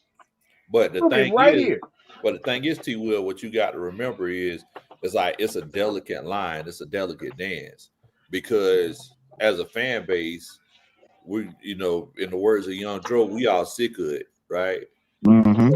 Moving forward is one of them situations where you want to show your support of the team, but we have to be vocal as a fan base to I say get it. Yeah, this I get isn't it. acceptable. We have to be vocal as a fan base to say, hey, this isn't the guy, and y'all need to make some changes. Somebody called Mike McCarthy. I'm going to keep saying it until it comes true. Somebody called Mike McCarthy. Because if we know how Arthur Show. Blank is, if we're quiet and we don't push the issue, it's one of them situations where Arthur Blank he'll run it back. Mm-hmm. He'll run it back like it ain't nobody business. Just like you said, put him on a short leash. And just like I told you, man, look, if I got a coon dog that's on a short leash Mm-hmm. and Not a coon dog. dog Yeah, treat a that's what coon, he said. I might as well just treat a coon myself. Not For them sure. coon hound be. Not them coon hound know how to sniff out that dope. Know how to You know, sniff that dope out there in the woods. Yeah, you that's a know. red dog for you. Hey, I Find tell you them this country. bodies. I tell you this country. We've been on here 3 hours and 40 minutes, and from the moment you clicked on the chat to people to join, that Penix talk then took it well over an hour because people are concerned. I'm just gonna put it out there like that. That's They just fair. concerned. That's fair. We didn't mention Tyler Algier. We didn't mention Pitts. We didn't mention Mooney. As bad as Mooney has been, we stayed far away from that. But we sure did mention Penix a whole lot in this past hour and 40 minutes since we've been on here. That's fair. Because the concern is not only with Zach Robinson, it's about who's the guy throwing the ball. Because Bijan's not throwing the ball. Kyle Pitts is not throwing the ball. Chris Lindstrom's not throwing the ball. Mm-hmm. And you guys saw some plays today that would probably make you think, man, if this kid would have just moved around a little bit more, if he would have just did this a little bit more, how many Facts. games you gonna get of that before you realize, oh crap, this might not have been the best fire to throw this kid into? And you can go get Mike McCarthy. Hell, you can go get Bill Parcells. It might not change who you have at quarterback unless this guy gets better in his own shoes. We got to look at it. I can throw Eddie I on the agree run. with that. I can throw I Eddie on agree the with run. that. It won't Facts. bring me out there. Facts. I can throw Eddie on the run in the rain on a cold day. They didn't call me. But look, Jack, just because you play NCAA 26 real good, I was ranked 2,000 in the world. I was ranked 2,000 in the world, Craig. Oh wow. You And understand? to his credit, you know, and just some of them receivers were dropping passes too, though. yeah, Can't yeah, just Exactly. yeah. blame it on Penix. They Sometimes. dropped two. Did They they dropped drop? two. Did they He drop No, 16? was 12 Did for they Mooney, drop 28. 16 passes? Mooney, Did they drop Nah, 16 he passes? dropped Pitts two. dropped two, Mooney and dropped one Mooney and Pitts dropped one. dropped one. Right, Okay. that's two. He No, dropped Pitts So He was they dropped two. 12 they for dropped Pitts 28. dropped 13 two. he passes. dropped two. Okay, then that's a total of 3 drops. He was 12 of 28. He was off.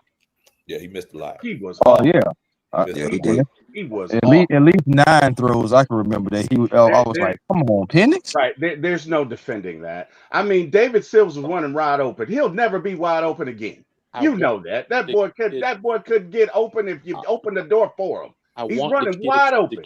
I want him to I wonder what was up with that. I'm all about the 53. I want this team to win from the quarterback down to the goddamn long snapper. I want this team to win. But I'm looking at social media, and I stayed off of it today. But what I'm scrolling and seeing, there's a lot of people calling out number 9 all the way down to goddamn Freddie the Falcon. That's all I'm saying. Well, they can call it out all they want to. Like you said, he got the ability, but he ain't got the coaching. Exactly. He ain't got it. Like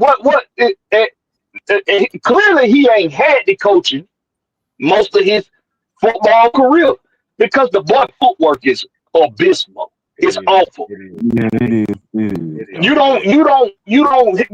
ain't supposed to be developing no quarterback footwork at the professional level. Now, if you're talking about throwing motion, if you're talking about changing up the throwing motion or something like that, like it's different. Even Matt Ryan did that. But footwork, you're supposed to have that down, man, by this time. Clearly he's been making it off of his God-given abilities and not his technique. That's what he's been making it off of. So like somebody said earlier, you got to get a quarterback whisperer in here, man. You got to get somebody that's gonna break him down, humble him, and pretty much put him in a dark room and say, you ain't got no money now, you ain't got no girl now, you ain't got no mama and no daddy. I'm your daddy, and this is what we got to do. We about to put your ass to work. You need somebody that's gonna humble that young boy because he's been getting by off of his ability. Even because, and I'm gonna tell you, the injuries he had with his legs in college, that probably didn't do nothing but make it worse. Yeah. Because when he saw that he had to, when he saw that he needed to change his game up a little bit from using his legs too much, he relied so much on his arm, he forgot about using his legs for proper footwork. Yep. Yeah. And here's the funny thing about this NFL too. Josh Allen can go lose a game like he did today. Them Bills fans are not calling for Josh Allen to get up out of there. Of course not. They know they're finna build a statue and a stadium for that man, and he didn't even win him no ring. You can go a couple quarterbacks. Lamar Jackson, the same thing too. Ravens fans ain't calling for that man head. He'll go for 7 for 13 for 89 yards. They ain't calling for him to get up out of there. What's Josh Allen's record? It was 6-2, 6-3. What's Josh Allen's career record? Yeah, I was about to say that. You know what I'm saying? That man's on point. But he wasn't also developed too. Remember, he was drafted and went straight in there, didn't he? But he has Brian Daboll, bro. Brian Daboll put Josh Allen in. Allen's record is 82-37. Josh Allen's record is 82-37. So if he loses a game in overtime today, so be it. They are perfectly fine with it. They are all right. You know what I'm saying? And justifiably. But Josh Allen also sought out some teaching out on his own as well. That's he went what to I would say. He went to quarterback training and all that stuff like that too. I mean, I got it. It's documented. Facts. You can Google that. Thank you. I want it to be better. That's what I was talking about earlier, Lo. And I get that we need a quarterback coach in here, but it's up to you. You get what I'm saying? If you want to be the best at what you do, it is up to you. You got to take personal responsibility. You got to seek that out. And to Blackberry's point, Penix's footwork is awful, and it's been awful.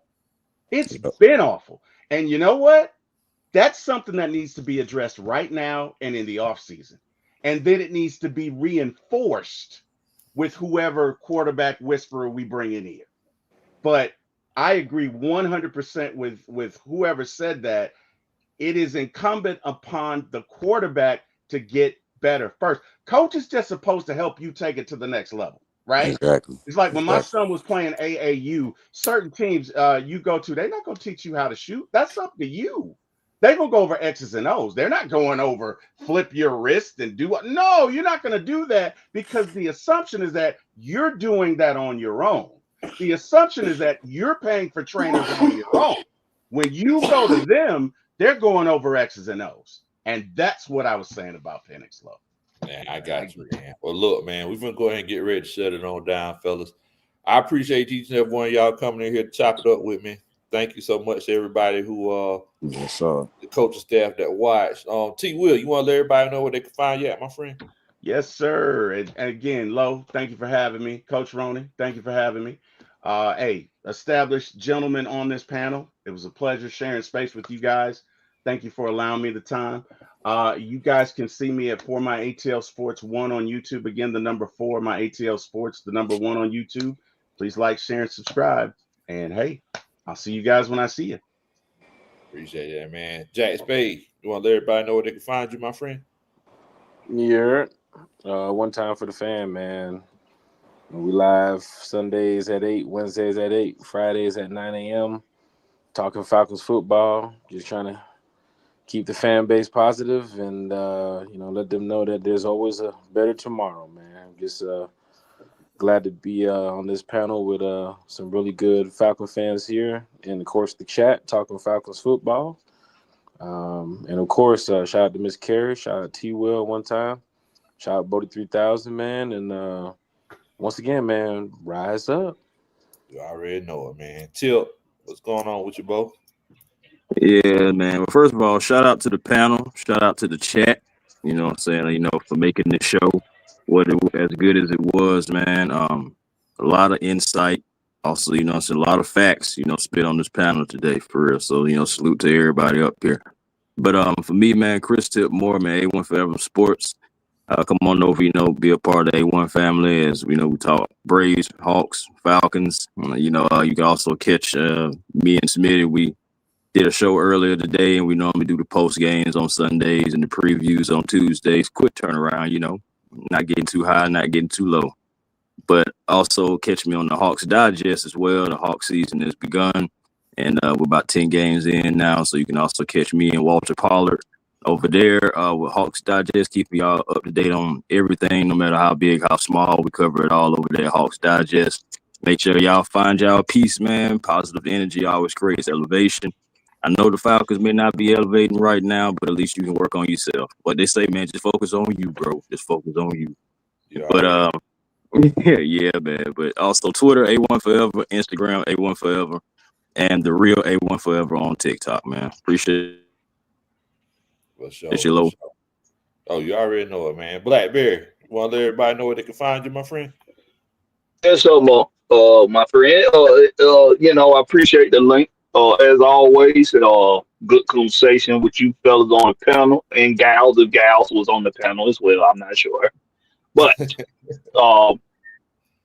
you can find me on your respective platforms, YouTube mainly, and the home team with Blackberry. That's Blackberry, no C, just a K.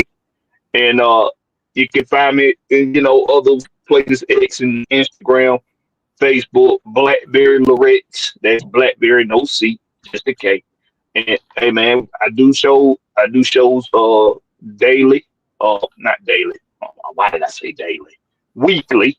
So throughout the week, daily. So you can find me and doing a lot of stuff, man. So hey, check me out. Appreciate you. Hold it down, man. Oh yeah, you already know it, man.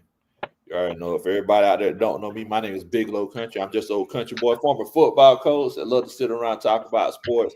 Look here, man. Y'all could have been anywhere in the world tonight, but you came on here to grief with us, and we definitely and greatly appreciate it. Shouts out to all the gentlemen that came on the panel. Y'all make sure that y'all check out all of their channels. Great content. Shouts out to Coach Roney that I guess spilled her heart tonight. Is that what you kind of did, Coach Roney? You kind of spilled. I'm tired. You tired? Yeah. Did you spill her heart? Shout out to Coach Roney, man. Let's go to bed. Bye, y'all. All right, man. Y'all take it easy, folks. What in the world? All right, peace.